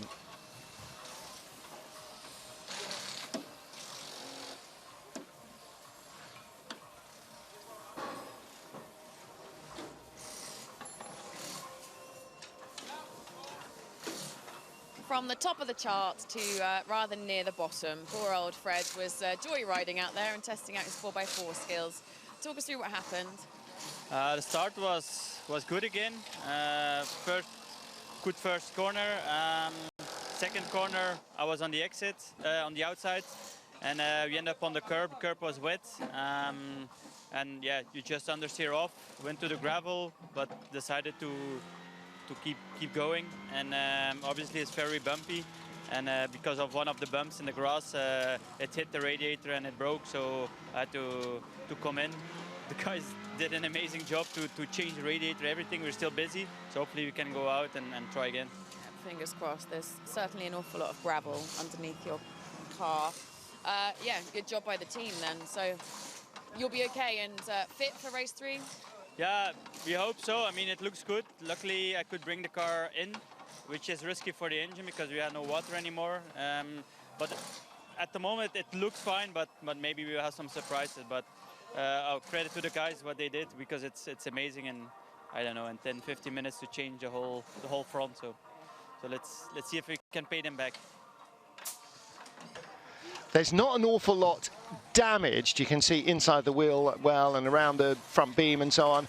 But Josh, there's an awful lot of bits that still need nailing back on there. So it's a real race against time. Now, the key here is get him out of the pit lane. Actually, to leave the pit lane, I don't know if he even needs the front bodywork attached. As long as it's got wheels on, he can drive to the grids and they can fix the rest of it on there. So this is not the end of the time that they can do the work, but he's got to get out of the pit lane before it counts down to 0 at the top of the screen. Yeah, I mean, that's vital. I mean, I don't know, to be honest, the absolute rules, whether the car has to at least be in one piece to leave, but certainly, you know, he's broken the radiator. It's not just as simple as fixing a radiator. The intercooler's in front of it, all of the crash structure, so it's a long, lengthy job. So for them to get it repaired that quickly is an amazing job by come to you. And that's for him doing a massive bit of rally crossing right at the start of the race, for which the car is clearly not designed. You could also see on the right-hand side, just out of shot now, the inner wheel arch line. And you think, well, yeah, but you don't need that. Yeah, but you do, because it's aerodynamic, it seals the engine bay, helps create high and low pressure areas, and that's part of what draws air through the engine bay. Because if you try ramming air in... We had a lovely conversation before that race. You're talking about how happy you were with the progress, but that just looked like, again, more 4x4 skills coming out. What happened? No, unfortunately, I'm quite happy what happened here on this weekend until now. So yeah, this race was a bit, how to say, interesting. I got took out by one wildcard driver. I have to double check now on the videos what happened exactly in turn 1, but either he missed the braking point by 50 meters, or I don't know, this car has no brakes. I have no clue, because he went so hard into me that I went almost sideways and flipped over. I think it's not necessary. When you enter a championship as a wildcard driver, you should behave, because people are fighting for points, and yeah, that's all what I have to say. It sounds like he definitely did come into you. It sounds like he was also possibly hit quite hard by a Cyan driver just before. How much damage has been done to your car? Extremely. Front, rear, side. So I hope the guys are able to repair the car for race 3. And then let's fight again from P12 for good points. Third time lucky, Benny. Thank you. Well, let's see what he can produce. I mean, it was kind of a race of hard knocks for a lot of drivers. You know, he said Luca Engstler came in from 50 meters back like he'd forgotten where the corner was, maybe, but you know, whether that was a misjudgment or a lock-up or some other issue that Engstler has, you know, everybody knows what happened to them. You don't, you know, like with the Mehdi Banani, Aurelian Panis thing in race 1, we saw Banani smoking into Panis. Oh, that was a big error. Then in replay, we saw Banani had a puncture. And then in further winding back the replay, we saw the reason why Banani had a puncture, and that was contact from Panis in the first place. So it's very rarely one isolated mistake. Yeah, and this is actually why I never try and have too much to say until I've seen all the footage. Well, that race was a little bit more exciting, wasn't it? You had a fantastic race 1. Talk us through race 2. It sounds like there was some contact from potentially a Cyan Lincoln Co car, but also a rather large hit to Benny Leuchter's. Yeah, I mean, I didn't want to take too much risk because I'm a wildcat, but I think that was the mistake, because if you back up a bit, then they go crazy. So I got 3 big hits. I hit the big tire stock, then I went into Leuchter, sorry for that, but there was no chance to stay on the track. So they really went crazy, but we have one more race to go. I really feel comfortable, the car is amazing. And yeah, now I just want to show one more time the pace I have, and I think it's going to be a good one. So your hit with Benny was a result or a reaction from the tire stack? Yeah, I got a big hit from a Lincoln car, then I had a big slide and went into Leuchter, so there was nothing to do. All right. Fingers crossed for race 3. Well, Josh Files, you're just saying exactly that until you know exactly what happened to everybody, and the big hit from the Lincoln Co car, that's what started it all off. Yeah, exactly. It was 3 into 1 doesn't go. What Benny didn't see there, and I know Benny very well, you know, he didn't see the blue Lincoln Co on the inside of Engstler, so all he knows is he's got hit by Engstler, and so he's obviously a bit animated, and you know, he'll look back and probably apologise to Luca about those comments. But when you're in this heated situation, you know, you're not happy and you want to say something, and just at that moment it was slightly wrong. Yeah, you only know who fired you off. You don't know where the cue ball started and who was holding the cue. So, 7.5 minutes till the pit lane closes. Rob Huff, Mehdi Banani, 2 of the 4 Volkswagens heading out. Gabriele Tarquini with a 0-point scoring weekend pretty much so far this weekend. Looking ready to head out as well, and actually looks like the nicest weather there's been so far this week in Slovakia Ring. Johan Kristoffersen was hoping for a little bit better return from his efforts in weekend number 3 now that the engine is running on a better ECU for the Golfs, but unfortunately Lady Luck seems to not have travelled all the way to Slovakia for him, so he's had a pretty tough time as well. And the former World Rallycross champion has yet to really be able to show the kind of racing ability that we know and that he knows he's got.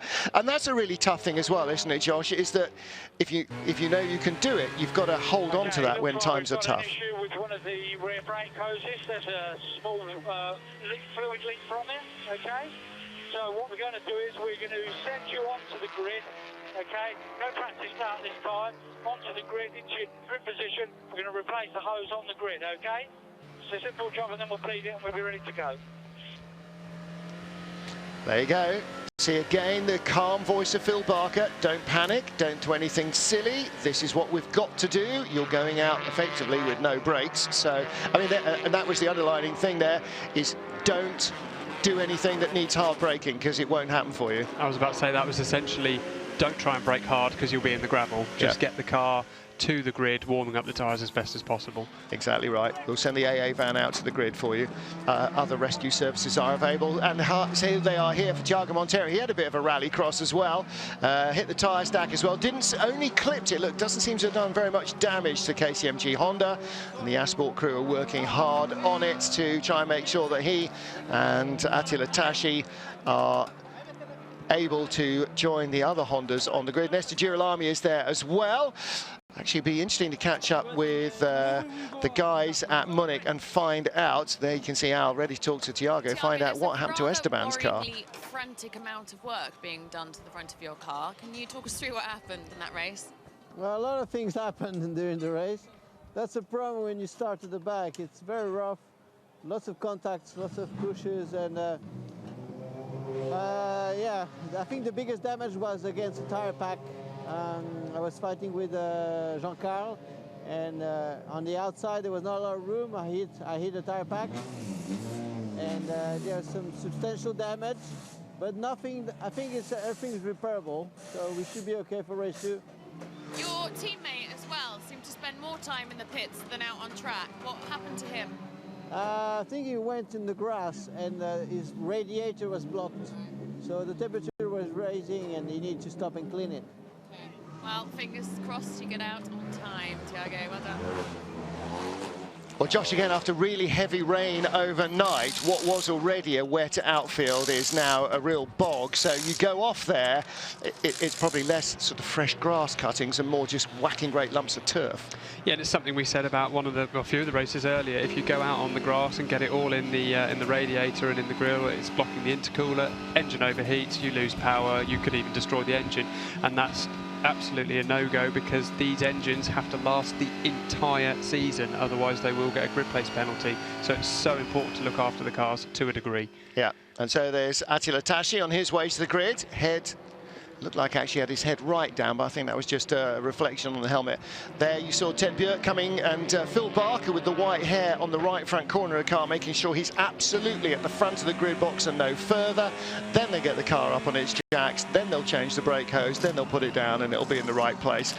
Work going on still on Aurelian Panis's car, and again you can see, even though he didn't have massive grassy excursions, there's still plenty of grass in the front in that cooling duct. Door being bolted on, or quarter panel, or it's a wing mirror. Wing mirror it is, isn't it? Yes, that's right. They tend to be very frangible, wing mirrors, don't they? Yeah, I think the tyre stack took the last one. Tom Coronel, he's heading to the final spot on the grid again. Now, imagine if in my world, where you start race 3, where you finish race 2, Tom wouldn't be going to 27th, he'd be going to 10th place on the grid. Now imagine that. There's where you get rid of the double jeopardy for Q2, for the second qualifying, the 3-phase qualifying, by having that set the race 2 grid and then finish where you start. Now obviously if you have a problem in race 2, it catches up with you in race 3. But if you've had a problem in qualifying, you've got a chance for salvation. Tom's gone all the way up a ladder to 10th. Now he's right back down the snake to 27th to start race 3. Yeah, I mean, I think it's a good idea, and I'm kind of with you. You should be able to start race 3 where you finish, and Tom would be able to start 10th, but unfortunately he's back in 27th again. At least he knows that he's got the speed to move forwards. The real problem perhaps would be that if you do have that, then nobody does anything in race 2 below about 10th place because they're worried that they're going to be in trouble for race 3. However, there is a solution to that as well. You maybe reverse the top 12, or you do what some other championships do, which is when you finish qualifying, is you have a race 3 grid set, but you have somewhere between, say, 6th and 12th. You'll pick a ball at random out of a pot, and then that will set 11th place. That'll be where the reverse is, or 10th place. That'll be where the reverse is. So it doesn't affect qualifying, but it gives everybody a target for race 2 who's outside of the top 10.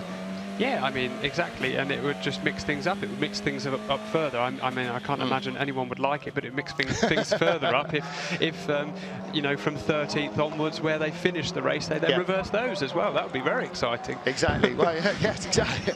But you know, and what I really like this year is having points go down to 15th place, because when last year, you know, we had 25 cars on the grid, only 10 of them are going to get points. Well, for 15 people, you've just wasted all your time, effort, your money, your expertise, your experience and everything else, and some of it will be affected by chance and happenstance, but you know, now going down to 15th place, more than half the field can score points, and that's a better way of having it, and it's going to keep the championship alive longer, and it's going to allow drivers who don't have one good race maybe to recover a little bit in the other two. And again, Tom Coronel there, a prime example.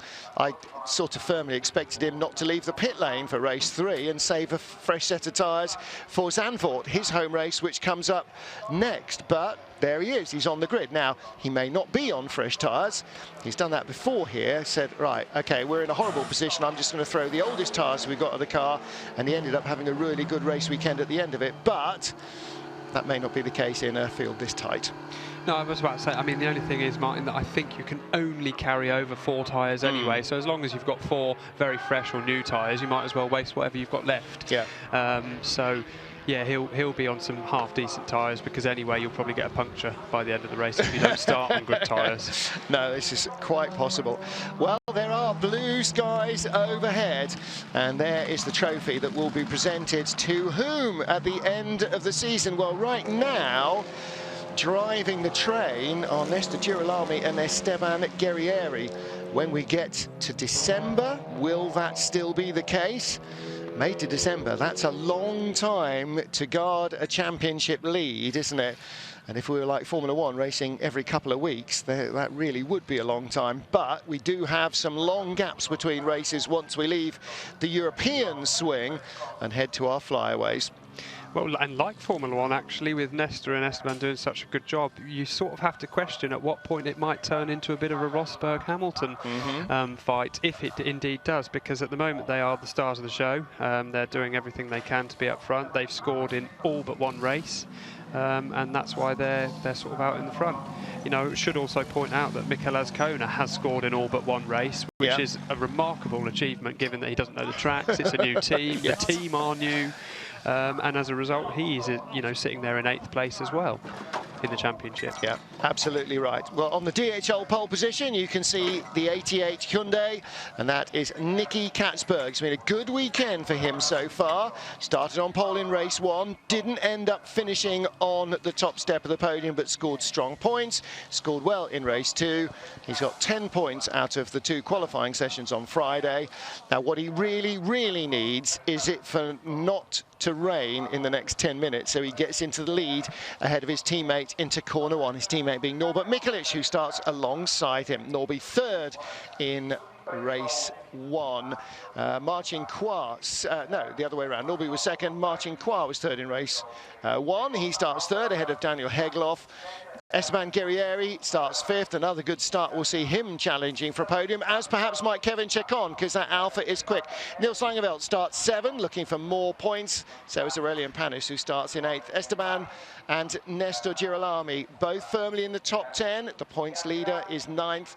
Rob Huff is in 10th position ahead of Ted Björk and Benny Leuchter, both of whom have got damage to repair on the grid.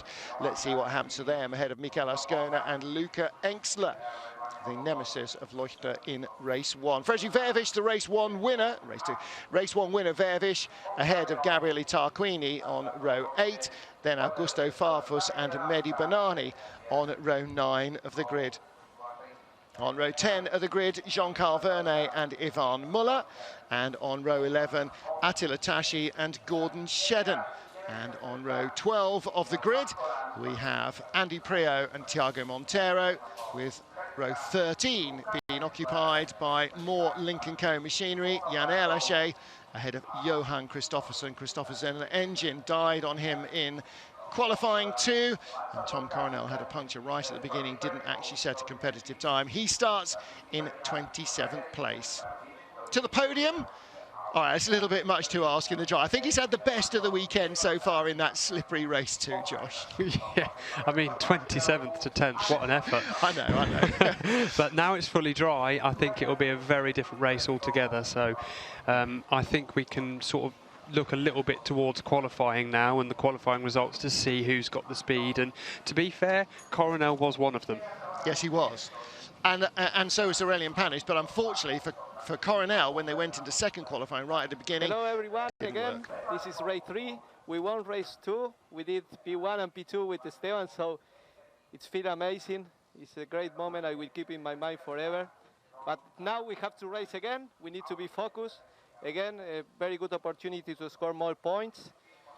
We are P1, P2 in the championship, but now still a lot of race ahead, so we will push really hard. This race is really important to do a really good start, because then the overtake can be a little bit risky for us. So hope you enjoyed. Y para toda Latinoamérica, disfruten esta carrera. Muchas gracias por el aguante. Vamos por todo y bueno, que lo disfruten mucho. Gracias. Well, very interesting chat from Nesta Girolami, Josh Files. Yeah, I mean, he obviously he's talking about limiting the risk already, and that's something that's a little bit dubious to me. I've always said you should push for championships, push for race wins, sorry, and forget about championships at such an early stage. Well, he's clearly feeling no pain and is ready to take on whoever he can, as Rob Huff, our race 1 pole setter, gets ready for race 3. So 10th place on the grid, Rob Huff, pole for race 2, not race 1.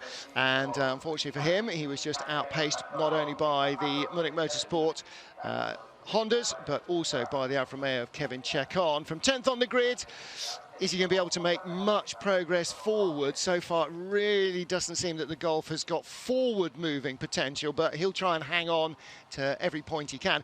And actually, maybe key amongst that is getting off the line well. Yeah, I mean, the VAG group cars are notoriously a little bit slower away, and they really have to fight hard the cars off the start. Huffy did a great job in that race, but I don't think he's got a car to move forward. I think he can sort of hope to stay in the top 10 and hope to pick up pieces of people in front making mistakes, but I just don't see him having some pace to move forward, especially with his top speed deficit. Well, Nesta Girolami talked about winning a race at the world level again when he claimed his first victory this season in Hungaroring, and he said, I didn't think, when he was dropped by Volvo at the end of 2017, I didn't think I was going to get back onto the World Touring Car stage ever again. I thought my chance had come and gone. And here he is, and now he's leading the standings and doing a very strong job with it as well. He and Esteban Guerrieri in the 2 Munich Motorsport Hondas going really well. Well, thumbs up from Gordon Shedden. This is proper knockhill weather, actually. Rain in race 1, sunshine in race 2, nice stiff breeze off the Clyde, or whatever the local river is here. There is Aurélien Panis getting ready to start from 8th position. And again, for the second time this season, the cars have produced the pace. They produced a lot of pace in free practice in Hungary, didn't capitalise on it in qualifying, but this time they got their qualifying ducks in a row a little bit more, and both of them really should have been in the top 10 without any problems for Coronel, who had the pace in the first qualifying session. Yeah, and Aurélien's been a little bit of a dark horse, actually. You know, he's been pushing quite hard, you know, in all the races. He's been towards the front in most free practice sessions, and frankly, he's done an excellent job. There's my old teammate Attila Tassi. He's done an excellent job moving into the world stage. and just wish him and KCMG the best of luck. Yeah. Niels Langeveld getting ready to go. And Niels with his first 2 weekends of world-class touring car action, producing no points at all. Finally, has proved that in fact he does deserve to be in the field and has raced, well, he raced strongly actually in the first 2 race weekends as well, but has not particularly found a four-leaf clover anywhere yet, has he? Hasn't been the luckiest here either, but he has been close to the pace of the front runners and produced a lap in qualifying to be firmly up in the top 10. In the same yellow cheese helmet as compatriot Tom Coronel. They haven't yet converted Nicky Katzberg to the cheeseheads look. There's Jan Elishay at the wrong end of the grid. Kevin Chacon, no, Kevin, mate, you get in the other side where you drive. No, he's just going to let the invisible ghost drive the car, I think. Yeah, that only works when you're on computer games. There is no ghost car here in WTCR. Chacon, fresh from a podium in race 2. Teammate Marcin Kwa had a podium in race 1. The Alfa Romeos qualifying both in the top half dozen. And Chacon only just missing out on a shot at the top 5 shootout. So again, shows that the car really has got pace. And when you compare to where they were starting last year with a car that was short on development time and development work, I mean, they're not long on testing this year, but the team really have got their heads around that car. And it's looking a very competitive proposition here. Yeah, I mean, they spent about 3 to 4 years in TCR International and the likes and WTCR last year with the previous model, Giulietta, really understanding the car, really working out what they needed, and then brought this new Veloce model, and it's been, yeah, very good car so far. Into the top 5 then, and Esteban Guerrieri, second in the standings, third in last year's championship final points, and he is again a race winner already, multiple serial podium finisher so far this year. Like Nestor Girolami, his teammate, really in such a good place, and you just can't beat hogging all these points early in the season, because you know misfortune or the wrong track or the wrong incident is going to come towards you. That's going to happen on a race this championship race this long with this many races. It's going to happen. You're going to hit a slump, either you or your fortunes or whatever. Having the points on the table, that really makes a difference, and that gives you huge confidence at the start of the season. Yeah, absolutely. I mean, and we worked out, didn't we, that the maximum points in WTCR so far ever taken was 68, and that was an exceptional weekend last season for Ted Bjork in Villarreal. Yep. So it's going to be, you know, Nestor nearly has that gap already to third. He's got a buffer, really. Yeah. He can relax a little bit and just enjoy the racing now. Now, we talked about the consistent point scoring of Mikael Ascona, consistently quick as well, his teammate Daniel Hägglöf, but the Swede hasn't been quite as lucky, 19th and 20th in the 2 races that we've had so far, but he started both of them in the top 10, so he was, in fact, he was 4th on the grid for both races, wasn't he? So here he starts, oh, guess what? 4th position as well. He is very quick. There's no question the team and he and Mikael Ascona are doing an absolutely standout job. It's like they've been doing this since forever, but they are doing a fantastic job. He just needs a little bit more of a rub of the green. Now, Marcin Kwa returning to world-class touring car racing at the start of the season with the Alfa Romeo team, claimed there and his first podium of the year in race 1. And for Mar, it was 1,260 days since his last podium in world-class touring cars. That was the final race of the 2015 season, race 2 in Qatar, where he was on the podium in 2nd position. That was the 27th of November 2015. It's been a while. Great to see him back and punching right at the top of his game. So he starts in 3rd position, which leaves our front row starters, both of whom, like everybody else, will be starting on slicks. The track has not been declared wet, so there is no choice. It is a dry track for Norbert Mikulich and our DHL poleman, Nicky Katzberg. Now, Norby has been a bit close, but no cigar, both in Hungary and here so far, hasn't he, Josh? How can he turn that around? Well, I think it was actually this very race last season where he got his first victory of 2018, his only victory in 2018, actually. So I think given that he just missed out in his home race in Hungary, being, as we said, his second home race. He's going to be pushing exceptionally hard for that win in this race now. Yeah, particularly because it is race 3, the final one of the weekend. Lot of Norby fans here as well. We're not very far from the Hungarian capital, Budapest. Yes, the Hungaroring is closer and it's got the name on the tin, but you can see there's a lot of Norby fans here. It's only a 3 or so hour drive from Budapest to the Slovakia ring. On the DHL pole for race 3, the final race of the Slovakia ring race weekend, though, is Dutchman Nicky Katsberg. He started race 1 on pole in the drizzle, got it wrong into corner 1, drifted out wide, lost the lead, and then got shuffled back down the order, finished firmly in the points. He's now up to 10th from 17th in the points where he started the day. He's started the weekend, 7th in race 1, 4th in race 2. He does not want anybody else to win this one. A win here is going to be really, really important springboard for the rest of his season. This has the potential, really, to be a very big weekend for Nicky Katsberg. Yeah, absolutely. I mean, obviously that win got away from him in Marrakesh when he had a brake issue. You know, he made a small mistake in the first race in the damp conditions and then damaged the car. But he's absolutely got the pace here this weekend to take a win. And now it's fully dry. In theory, there's no real excuses. And if he can get his head down and get a clean start, he should be able to drive off. It's the ifs, buts and maybes. What if he hadn't had that brake failure and had won in Marrakesh? Then he could be in the top 3 in the championship right now, chasing down the 2 Honda drivers from closer than 70-odd points back.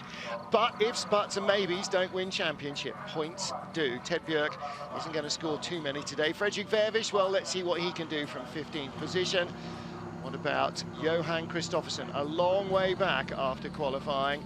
Any points here will be a bonus, but for Nestor Girolami and Esteban Guerrieri, it's already been a good weekend. Any more points will just be grist to the mill.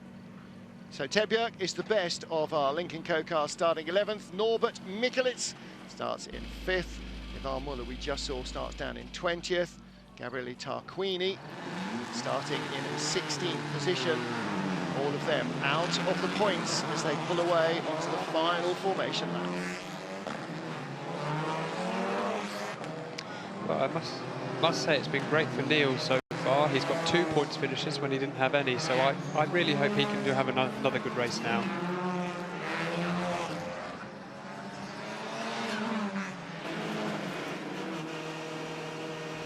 On board with Norbert Mikulits, following Nicky Katsberg around. Nestor Girolami working heat into the tyres, and this is as critical a part of getting ready for the race as qualifying well, really, isn't it? Yeah, I mean, you've got to get the front tyres up to pressure, you've got to get the rear tyres some heat, so you can push from lap 1.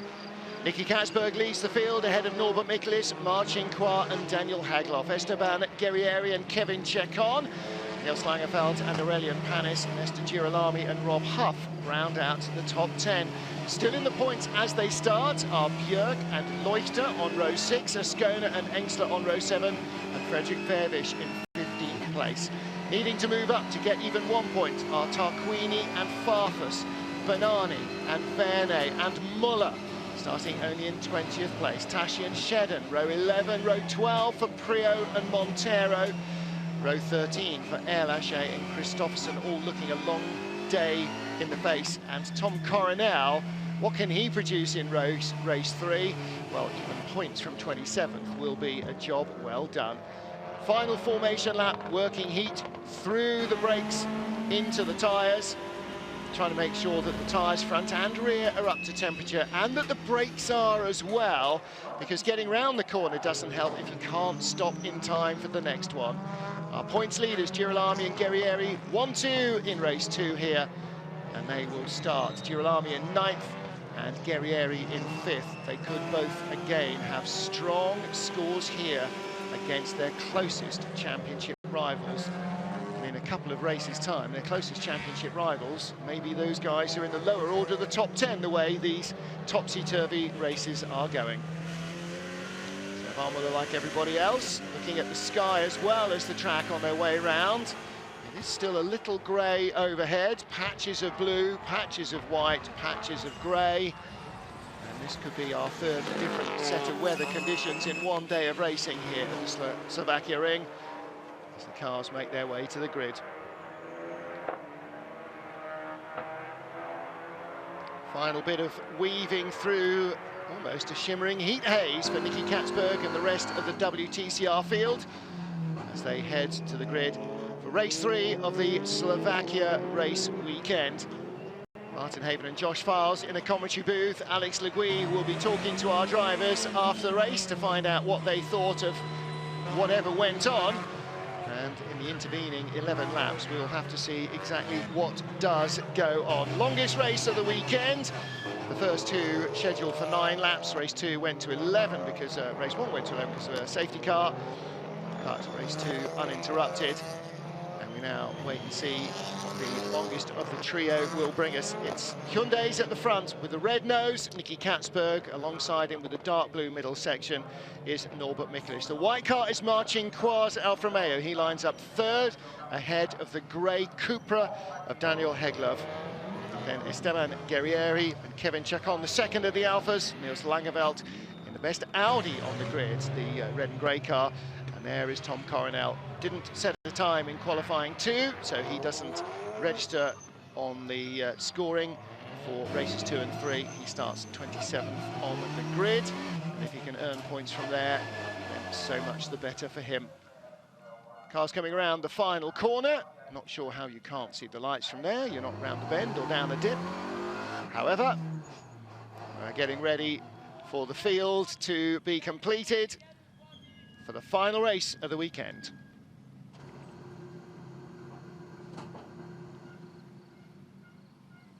Last car is on the grid. The green flag man trying to move Tom Coronel forward.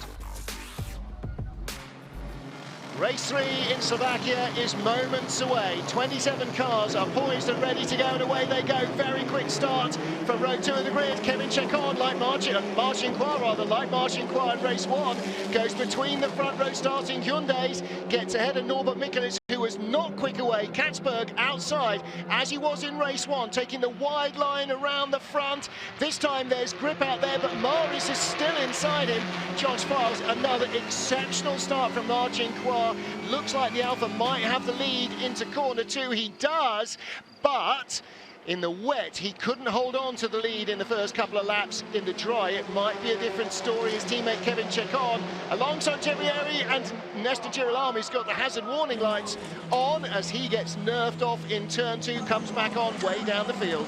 Oh, that's the worst thing for Girolami. He's managed to hit the pit limiter button as he's been pushed wide. All arms and elbows as he tries to rescue it through the gravel. I'm sure he'll quickly figure out what went wrong, but he is last. Kevin Chacon is ahead of Guerrieri, and there's Niels Langeveld alongside in the red and grey Audi. He's got the inside line. Daniel Hegloff with the white stripe down his grey Cupra. He's going to try and come through as well. And Langeveld holds on. Next corner, though, is the left. He's got his nose in front, so he moves up. So it is Marcin Kwarz who leads from Nicky Katzberg and Norbert Mikelic. Then fourth place, Kevin Chacon. Could we have both Alfa drivers who've been on a podium on the same podium? That would be a red letter day for the Italian team. A big Mother's Day prize for Michela Ceruti. Augusto Farfus and Gabriele Tarquini swap paintwork. Teammates battling for 15th and 16th position. And there's Benny Loister down the inside of Tarquini, neatly through. Behind him, Fredrik Vervish trying to make inroads into the points as well, having started way down the order in 22nd place. Mikel Azcona's had a good few opening corners as well. He's right up with his teammate Daniel Hegloff, which is a great effort from 13th on the grid. Yeah, fantastic start from Azcona. And there is Luca Engsler taped up and being dive-bombed by Rob Huff. So Huff goes by Engsler, and that'll be for around 14th position. Tail of the points. So, well, maybe not. Huff up to 10th, it says on the timing. Our timing screen hasn't caught up with that. Leader across the line, Marcin Kwarz. Nicky Katzberg in second. Norbert Mikelic third. Kevin Chacon in fourth. And fantastic speed from the Alphas. Niels Langeveld fifth. Down the inside for sixth, Daniel Hegloff. He's certainly not being cautious, is he? He's up to sixth. Down to seventh is Esteban Guerrieri. Watch the right-hand side, because here comes Mikel Azcona. And Azcona, does he get by? Yes. He does get by. Wow, fantastic pace from the Cupras. bad news for Guerrieri as the yellow car behind is also a Cupra, and if those cars are going quickly, so too will Aurelian Panis. Again, will Panis move down the inside? Not quite close enough here. But Guerrieri getting mugged by both PWR racing cars. Yeah, but great teamwork by the pair, actually, and that's, is that Girolamo? Oh, no, it's not. Tassi. Attila Tassi in the pit lane, having more grass removed from his radiators. I think they cut the grass before the weekend. Somebody should have told him. So here is the battle behind Frederik Vervisch. We are with Ivan Muller. And Muller with a tight inside line. No, it's not. It's Mehdi Banani. So 69 in the pits. And that is Jean-Carl Vernet, isn't it? So Gordon Shedden has moved up the order just ahead of this little group. There's our race leader, Nicky Katzberg, beaten away from pole position again. This time Marcin Kua gets through and into the lead. Without the slippery conditions of race one, the Chinese driver's Alpha may well hold on. We're chasing Tom Coronel. We're with Andy Prio. This is not for 10th, this is only for 22nd so far, so progress in the dry much harder to make. Okay, with Johan Kristoffersen, in fact, he's ahead of Prio. Yeah, it's a strange one, isn't it? The PWR cars seem very strong in the opening stages, so you wonder if they've set them up a little bit better for the first half of the race to try and make progress when the pack is all bunched up. Well, Girolami in 24th place behind Andy Prio after that grassy excursion. Chasing Frederik Vervisch, Tom Coronel, Johan Kristoffersen. So there's Girolami behind. You can just see the nose of his car. And that's Kristoffersen in front of us. Good battle going on there. Change of place as Augusto Farfus has gone by Luca Engstler. It's a little further back in the queue. There's Farfus, car number 8, ahead of number 6. Tarquini goes by Björk, and that moves him up to 13th place. Farfus up to 11th, ahead of Engstler. And will Tarquini get a free pass from Luca Engstler? I'm not sure he will, frankly. If he comes knocking hard enough, I'm sure Engstler will just be a little bit careful because he'd like to finish the race here. And this is Johan Kristoffersen. Now he makes a move and through goes Girolami as well on the Audi. So Frederik Vervisch's car still not maybe 100% after that rally crossing incident in the previous encounter. Girolami on the inside. You see, look, a little glimpse in the mirror of the Audi on the left-hand side, now in the right-hand mirror. So that move safely completed. So where does that put Girolami now? Still in the 20s, points down to 15th. Last car with the point is Benny Leuchtner in the 33 Golf. I'm quite surprised about the Munich Hondas at the moment. Obviously Girolami had that off, but Esteban doesn't seem to have the speed at the moment to stay with the front runners. Well, we never did quite find out what that puff of smoke from the right rear corner was on Guerrieri's car, and I wonder if the team aren't quite sure. It looked as though maybe either he'd blown a brake hose and it was brake fluid, or a wheel bearing had suddenly gone, but you would think they'd have traced both of those and fixed them, or either of those and fixed them, so not quite sure what it was. He just felt something odd at the back of the car in the very final corner of race 2. It didn't deny him a podium, but at the moment he slipped down to 8th position, might deny him a top 10 finish here.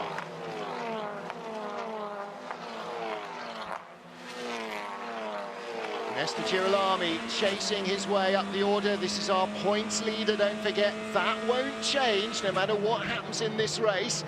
But Mehdi Banani under fire from a man twice his number.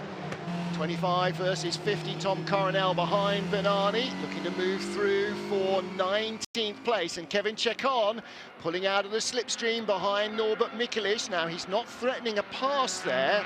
Is he a little worried that sitting in the turbulent air behind the Hyundai is sending his temperatures sky high? I think the ambient temperature should be low enough that that shouldn't be a problem, but I just thought that Jean-Carl Vernet is just ahead of the lead bunch, so he's obviously going to be trying to go flat out to not go a lap down in case of a safety car. Absolutely. Not sure what's happened there, though. Coronel just getting by Banani, so he's up to 19th place. Yeah, well, we saw Vernet struggling, didn't we, in and out of the pits, so he has gone almost a lap down. Marcin Kua still the leader from Nicky Katzberg, Norbert Mikulich and Kevin Chekon. Then there is a 2.5 second gap nearly back to Niels Langeveld, Daniel Hegloff and Mikael Ashkona. And Banani picks up a wheel there, right in front of us as we ride with Johan Kristoffersen. Here's Augusto Farfus going right by Rob Huff. They've had battles before in the past. World Touring Car Championship. Right behind Gabriele Tarquini, so Huff, as we saw in race 1, not able to hold the pace of the front runners in the Golf. Sort of surmised that starting 10th, if he ended up in 10th, that would actually be a really good race 3. He's already been shuffled down the order of fraction by Farfus, down to 11th. Tarquini looks set to displace him for 12th, down to 12th fairly soon.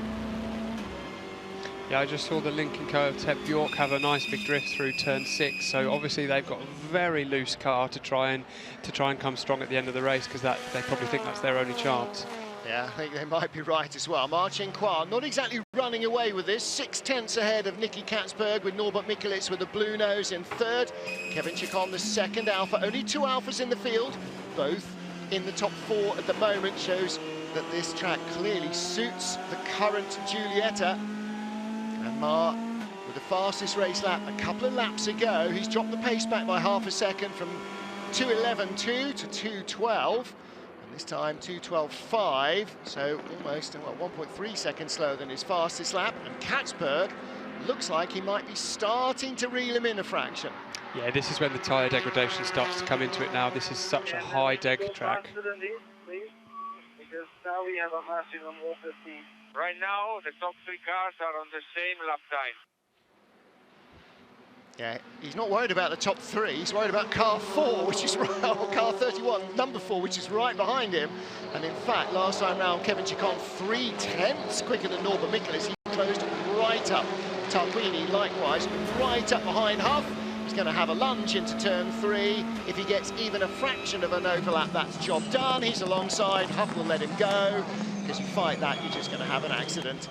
Cuts back underneath, but the next corner is a left, so Tarquini can sit where he wants to. Huff gets back underneath him. Good piece of racecraft by Rob Huff. I was about to say, Tarquini just went a little bit too deep, and Rob just got the undercut. Yeah, Rob didn't defend it, moved the cape away, allowed Gabriele to overrun into turn 3, and cut back underneath him. And that's all that decade and a half of touring car experience for Rob. 2.5 decades, possibly more for Gabriele Tarquini. And Katzberg now has a problem. Yeah, Norbert Mikulits goes by Nicky Katzberg for 2nd. Katzberg had a problem in race 2, and now he's going to struggle to stay on the podium. Through comes Kevin Chacon. Can he get by? Yes, he can. Nicky Katzberg with left front damage in race 2. We thought it was from that tyre stack they've just passed, but it may not have been. And I did wonder whether he had an overheating problem rather than just sort of a front suspension or steering disarray, whatever. Away we go. Let's take a look at the start again. Watch Mar in the first of the Alphas from 3rd on the grid. That's an action replay of race 1, isn't it? But without the drizzle. Yeah, it is an exceptional start, and this time he got first into the first corner and never looked back so far. Yeah, Nicky Katzberg didn't quite hold the lead. Ted Bjork get nerfed off again. He must feel like he's got the trouble magnet attached to the side of that car this weekend. On board with Esteban Guerrieri. I was waiting for a clump there, we didn't hear one. There was Girolami having a big rally crossing moment. Oh yeah, he did. Oh yeah. Did have a thump, didn't he? Was that a yellow car that went by first? Yeah, I think it rather might have been. Attila Tashi having that big grassy moment. Wow, it is just bedlam in the middle, isn't it? Yeah, yeah. Muller, Verne, and that's why Tashi was up on the grass, because of Ivan Muller. He'll think he got nudged off by Verne. In fact, he got nudged off by Muller.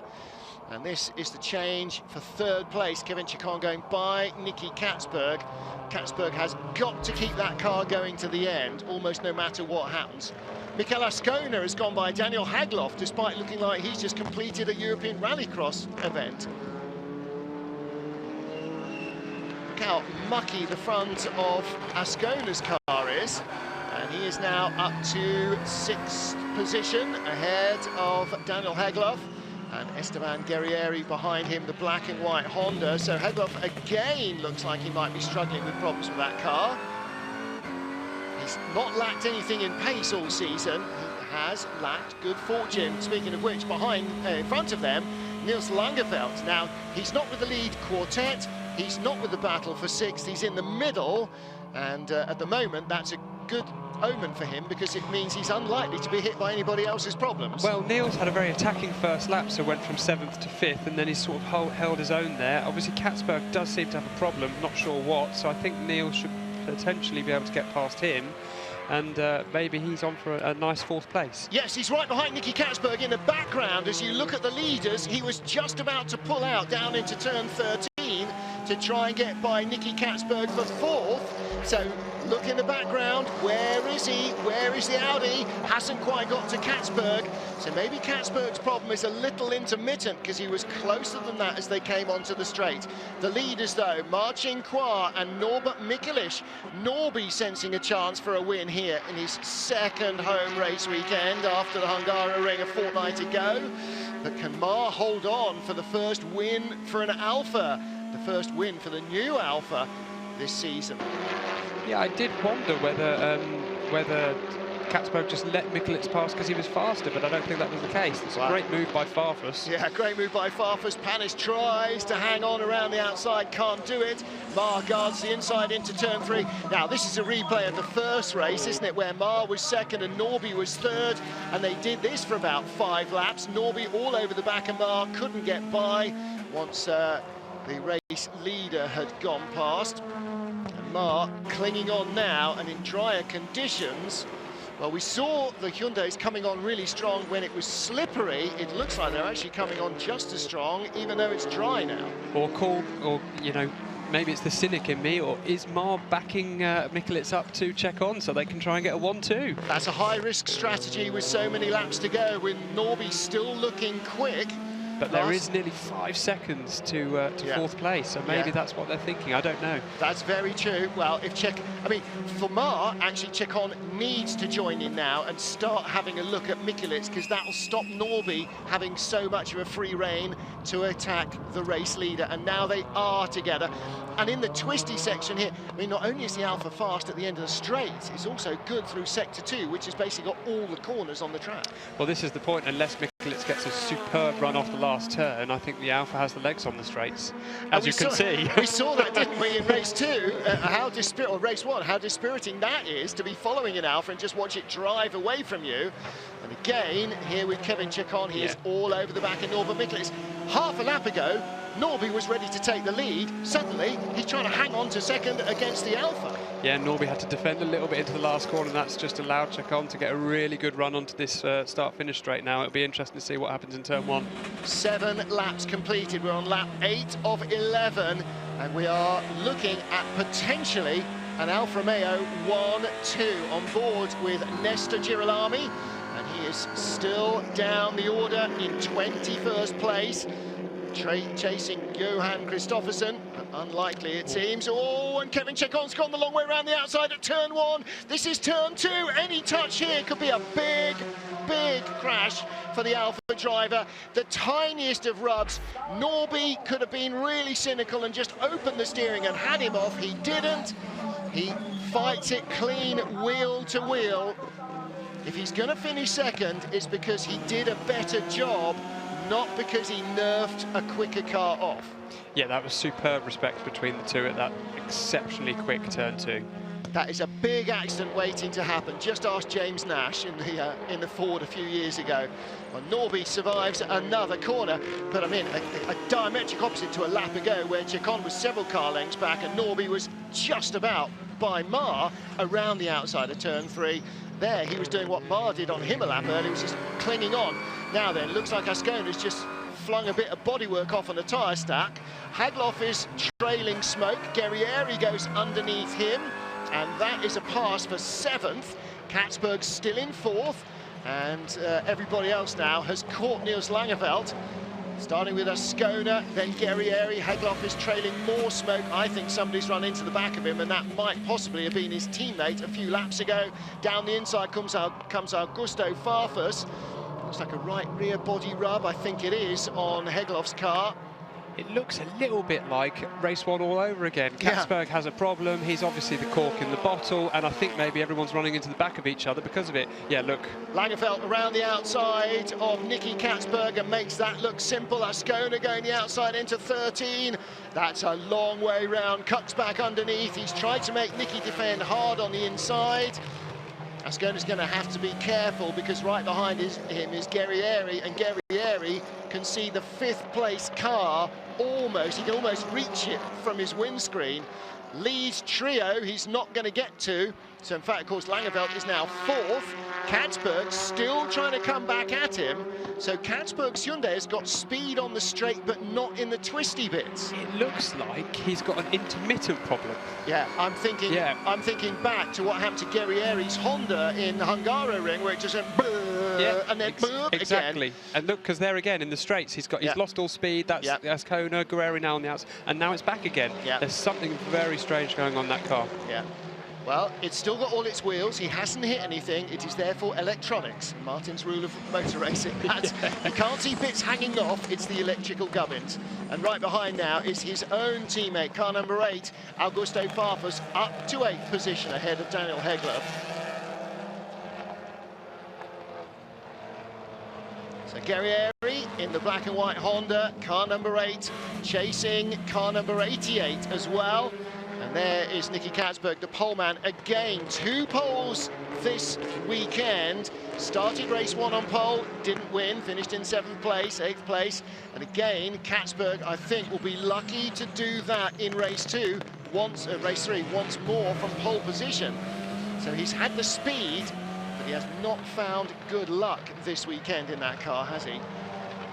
No, I wonder what's going on with Nicky Katzberg's car. The only thing I can think is maybe he's lost 4th gear or something like that, because it seems to be that sort of speed area where he's struggling. So maybe he's having to go direct from 3rd to 5th. I don't know. Just sequential gearboxes do that. I know you can, obviously, with the manual gearbox, just miss a gear and hook 5th, but I don't know if you can in sequential. Well, you can certainly paddle up twice and you'll get 5th gear. It's just whether, I don't know, it's something very odd there. Get box and neutrals in between. Daniel Hegloff with the yellow car, Aurelian Panis right behind him. That's Cupra on Cupra action for 9th and 10th position. Rob Huff closing in, and so is Gabriele Tarquini. Panis had better make this move stick, or Huff's going to be underneath him anyway. And then Huff will be attacking Hegloff, and was Girolami. Yes, he's on his own. Girolami is slowing dramatically. The points leader wasn't in the points anyway, but it looks as though he's not going to finish here. And there is Katzberg pulled over once more on the straight. Guerrieri goes through, Farfus goes through, Panis and Huff go through, Hegloff goes through, Tarquini goes through, and poor old Nicky Katzberg can't stay out of the way. Huff and Tarquini's going to lean on Rob here, hold the steering straight and deny the Golf the line. Hegloff on the outside, through has gone Luca Engstler as well, and that means that Nicky Katzberg from pole is now down to about 13th. Tarquini and Huff still side by side. I know where Hegloff has placed his bet. Oh! Did he get it? Oh, he did. He tagged Huff. He tagged Huff, Daniel Hegloff. And Hegloff in the middle, through goes Coronel. Damage. Yeah, big damage. Is that to the back of Huff? No, it's the back of Coronel. Yeah. And that was a clatter, maybe, as Huff came back on. It is just tyre rub. But now Norbert Mikulich again has shaken off the attentions of Kevin Chacon. He's trying to attack Marcinkois to win this one. Yeah, Norby's so strong in that middle sector that Mar did the great job of backing him up into Chacon, but it wasn't enough. Once he got in the middle sector, he could pull away again. Fantastic race action at the front, in the middle, and everywhere else. Listen to the crowd. Yeah, the crowd rising to their feet. Lots of Hungarians here. They'd love to see Norby win. He was denied by Gabriele Tarquini. Predictably enough, in the Hungaroring, who's just gone off their big lock-up at the front of this queue. And there's Nils Langenfeldt with Mikel Ascona. That's for 4th. 2 new boys to the championship. All we need to add in there is Johan Kristoffersen and Daniel Hegloff, and that will be all our new boys in one battle. Hegloff for 4th position, for Langenfeldt for 4th place rather. Ascona right behind him for PWR Racing in 5th. And last time round, Ascona was barely any quicker than Langenfeldt. So this is going to be a very close battle. Oh, Chacon. Yeah, well, Chacon's got around Norby, hasn't he, in turn 1 before now. He nearly did there as well. And this is the final lap as well. Is he going to do a do or die into turn 3? Well, listen, for Norby, if he stays in second place, he will move up to 3rd in the championship. Big smoke again from Coronel's car. They're all fanning out down the straight. Huff goes the long way around the outside, regains 1 place. Then it's Leuchter. I think Coronel's got left rear puncture from the tyre rubbing. Maybe so. He's going to hang on if he can. Soon find out in turn 2, won't we? Well, he's in the points again, incredibly, from 27th. This is for 13th place, no, 14th place, because Roboff's gone by. He's in 15th. He's still in the points because Ivan Muller's gone by, and he's now out of the points. And that's the end of it, I'm afraid. It looks as though Gordon Shedden is going around the outside of Thiago Montero. Can he hang on there? Yes, he will. And I think you've just seen Tom Coronel spin off in the background. No, he hasn't. He went out very wide there. It looks maybe as though there is damage. Last lap in Slovakia. Marcinkoir leads for Alfa. Norbert Mikelic 2nd for Hyundai. And Kevin Chacon there, 3rd for Alfa Romeo. Alfa have had a podium in race 1 with Mar, podium in race 2 with Chacon. Both of them are going to be on the podium here in race 3, unless the final lap goes very wrong, Josh Files. Yeah, I mean, the Alfa looks so strong even at this late stage of the race. I'm a little bit surprised about that, but I just don't think Chacon's got enough to get past Mikelic. Not quite enough in the twisty stuff. The Alfa is quick on this part of the circuit, fastest of all down here. Chacon's flashing the headlights. Norby's going, mate, I've had Ivan Muller behind me here for the lead of a race. You're not fooling me with that. Marcinkoir is going to win for Alfa Romeo. His first win since 2015 in a world-class touring car. Marcinkoir wins, Norbert Mikelic 2nd, and Kevin Chacon is 3rd. He said he wanted another podium for team manager Michele Cerruti. He's donated the first one to his mum, and so he gets one. Nils Langeveld 4th, Mikel Ascona 5th, Esteban Guerrieri in 6th ahead of Augusto Farfus and Aurelian Panis. Gabriele Tarquini takes 9th. Luca Engsler, a 2nd, 10th place finish for the wild card. Great weekend for him. Ted Bjerg, the best Lincoln Co car in 11th. Nicky Katzberg, the poleman, crawls back in 12th ahead of Rob Huff, Ivan Muller, and Gordon Shedden gets the final point. But the happiest Latins in the place, Captain Beak in his band, are the Team Mulsanne Romeo Ferrari's crew. What a weekend! Now, yeah, what a result for them. They know now what Munich Motorsport have been feeling so far in the first 2 race weekends of this season. Yeah, I think is that also a first for the Alfa Romeo team to have 2 cars on the podium? I think it very probably is, yes. So, it's a great result. Yeah. Really well done to them. 4 podiums in 6 starts. Top job. Well, this is where it nearly all went wrong for Mar as Norby came around the outside. But in the end, as in race 2, when it was for 2nd place in greasy conditions, Norby could get a run. He just couldn't hang on around the outside. Josh, he gave it everything he had. He is starting to get really desperate to win a race. Yeah, I mean, he just had far superior braking power at that time and tried it around the outside, but it's just not enough. As you say, he wants a win, but he's just always there or thereabouts, never quite on the top step. All right, thanks again to Neil Hudson from Touring Car Times. Norbert Mikelic with 2nd place moves into 2nd in the championship. No, he doesn't, in fact. Esteban Guerrieri stays 2nd, 2 behind Nestor Girolami. Norby is in 3rd, 23 back. Gabriele 4th, 29 back. Ted Bjerg 5th, John Carverne 6th, Mikel Ascona 7th, Fredrik Vervisch 8th. New pop pickers at number 9 is Marcinkoir, 55 points behind. He's on 70 points. He's ahead of Ivan Muller. And Marcinkoir started the weekend with 12 of your points. Yeah. He ends the weekend with 70 points. Wow, incredible weekend for him, isn't it? Wow. Does that make him the most valuable scorer? Oh, do you know what? What's 70 minus 12? 58. That's a big, got to be, that yes, is a big event weekend. points, Yes, there most he is. valuable driver. Yeah. Well spotted. Yes, he is. Tag Heuer's most valuable driver, Marcin Kwa. 58-point weekend. Yeah, excellent. Got to also say, Niels Langeveld, not a single point coming into this event, 3-point scores. So Yep. great. That'll be like a win to him. Well, and that underlines why he is where he is, why he's with Come To You, why he's been picked up for the championship, because he's got the ability, he's got the track record, and he's got the proven pace. Now all he needs to do is remember to pack a bit of luck at a few more races.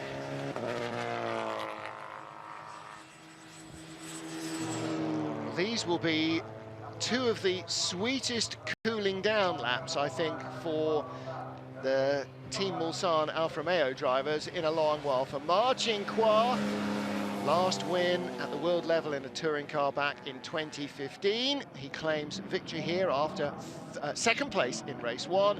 Kevin Chacon third in race 2, third in race 3. 2 Alphas on the podium. Unless you know better, answers on a postcard, please.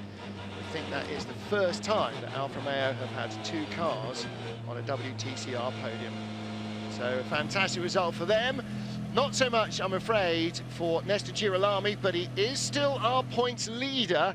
9 races in. However, Esteban Guerrieri, despite that scare at the end of race 1 and getting race 2 and getting nerfed off in race 1, is now just 2 points off the lead. And that man has been a big winner as well. Norbert Mikelic, third in race 1, second in race 3, a good point score in race 2 as well.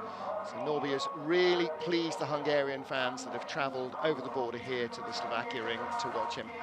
Josh Files, wet or dry, some pretty entertaining pack racing here, wasn't there?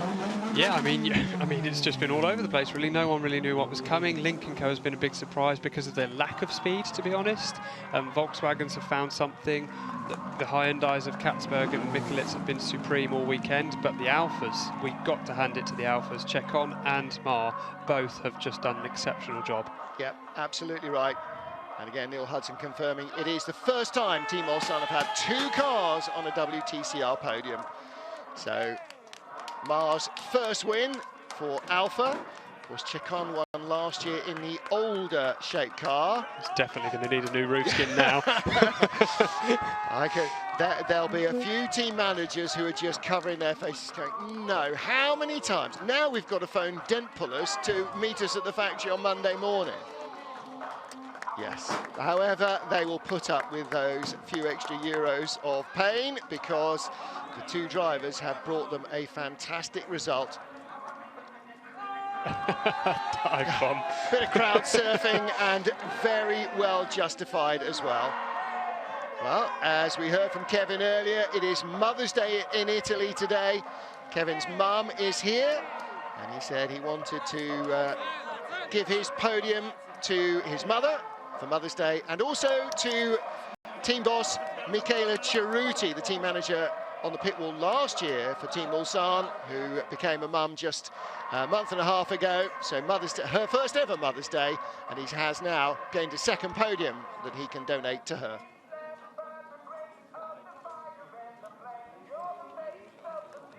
And there's a bunch of guys in the early stages of a fairly decent hangover, I would say. They've got a bit of packing up to do, but Bratislava is not far away, and I think there might be a beer or 2 being opened this evening. I would have said so. Yeah, and rightly so. Big weekend for them, really big day. And I'd imagine they'll probably be staying at the circuit for tomorrow anyway to get ready for Zandvoort, which is obviously only next weekend. They'll probably be travelling straight there. Look, Norby had an epic race with both guys, and Chacon talking about that tiny touch into corner 2. I give you... because then there was the marble there. If I touch the marble, I finish in the wall. I was like... Anyway, it was good. See, and that's what you want, good, clean racing. There's Norby's wife and his oldest daughter. So Mother's Day, I don't know if it's Mother's Day in Hungary, I know it certainly is in Italy. But don't worry, if you're in the UK watching or elsewhere on the globe, you haven't missed it necessarily. Everybody has their own different Mother's Day. And that was lovely to see, wasn't it? Two racers, they've just had a great race, fighting side by side everywhere, and they've just congratulated each other on what was respectful racing and really hard and fair racing. Well, I think, I know as a, just a punter paying for your own racing, and I'm sure for a lot of professionals as well, that's what you get into it for, is that wheel-to-wheel racing, which is just so close and so exciting for both of you. That's just not cynical punting off. That's what you get into it for, and no wonder they're all smiling as a result.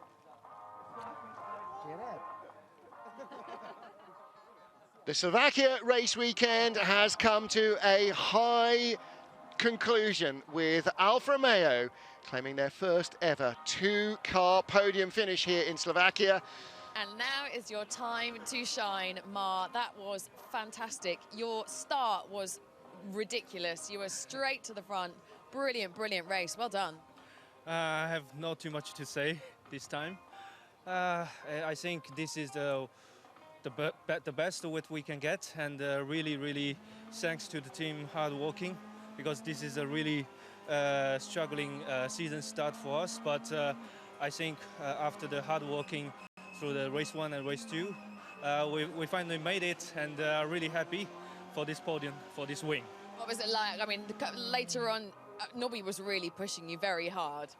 Oh yes, it's always the same story. When you're in the front and the car in the back is really quick, then you know, in this moment I was, in the few laps there's a lot of pressure, but I tried to calm down and to think everything to be, in the hands and not to miss any small points, because in this race in WTCR, if you do only one mistake, it destroyed everything.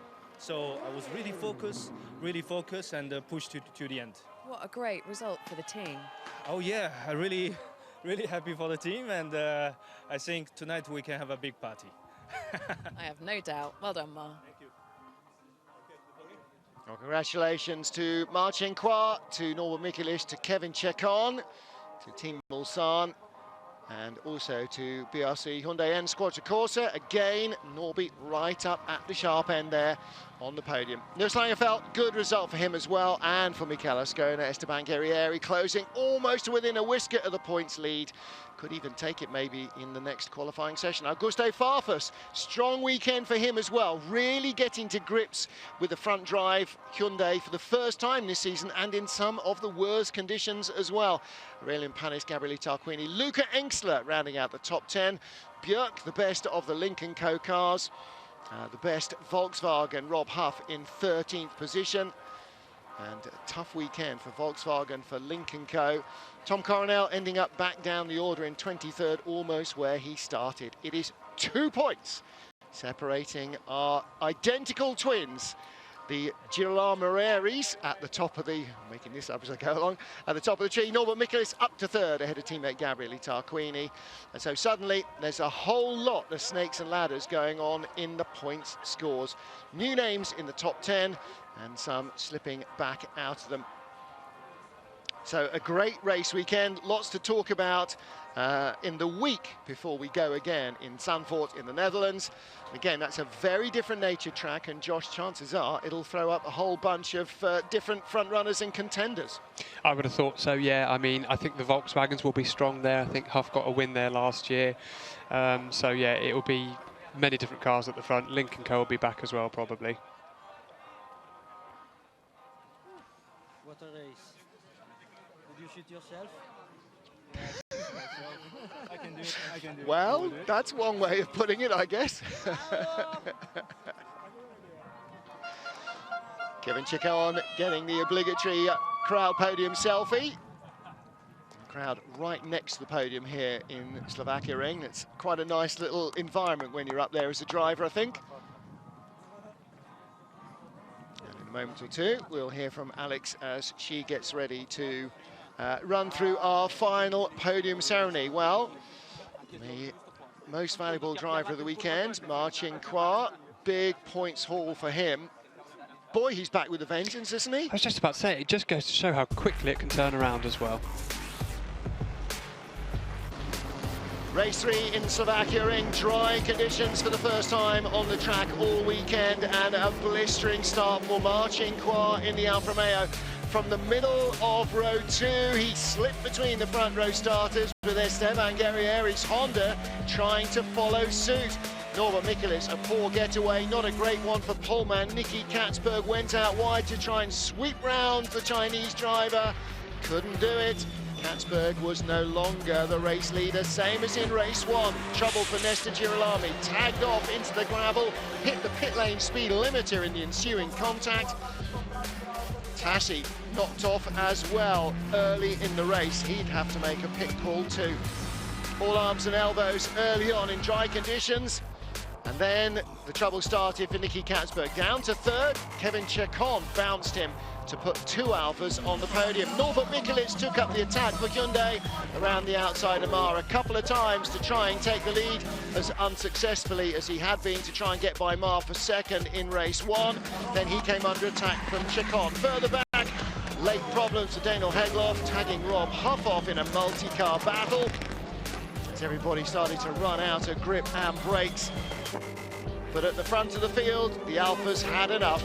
Mar claiming victory, Norby second place, Chacon in third, Alfa first and third. For the first time in their WTCR career, they claim 2 cars in the same podium finish. Ladies and gentlemen.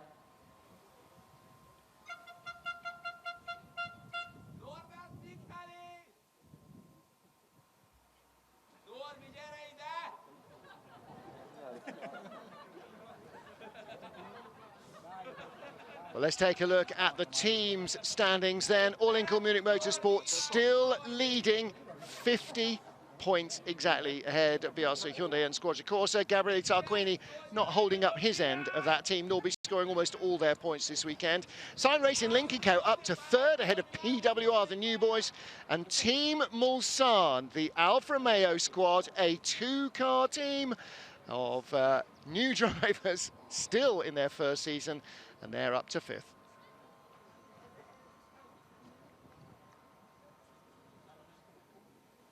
Ladies and gentlemen, welcome to the podium for race 3 of the FIA World Touring Car Cup by Oscaro here at the Slovakia ring. Please welcome onto the podium in 3rd position from Team Mulsanne, it's Kevin Chacon.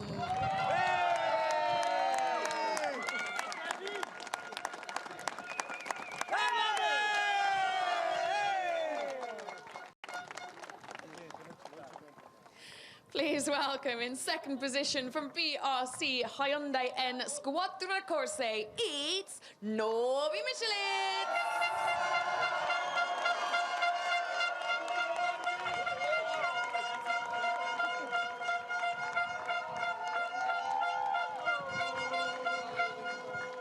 And ready for his lap of honor, please welcome in 1st position, Team Mulsanne, it's Marcin Kła.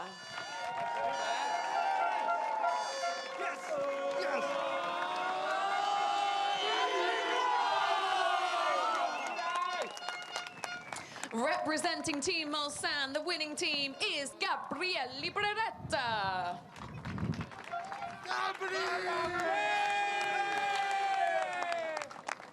And now the national anthems for both Marcin Kła and Team Mulsanne.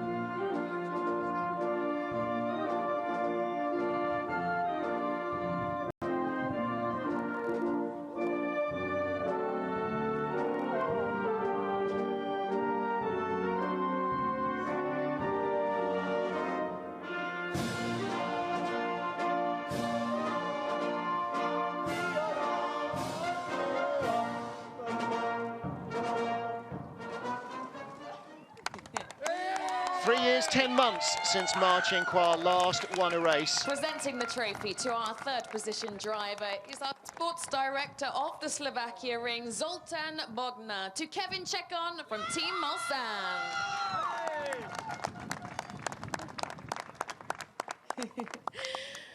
The sales director of the Slovakia ring, David Nemeth, will present our second position trophy to BRC Hyundai N Squad Rekordstes no image.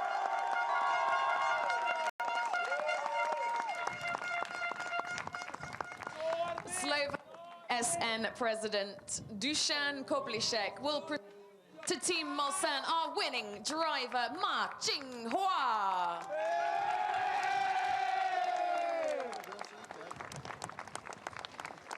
Dusan will also present the winning team trophy to Team Mulsanne's Gabriele Beretta. Please come together for your official photograph, gents.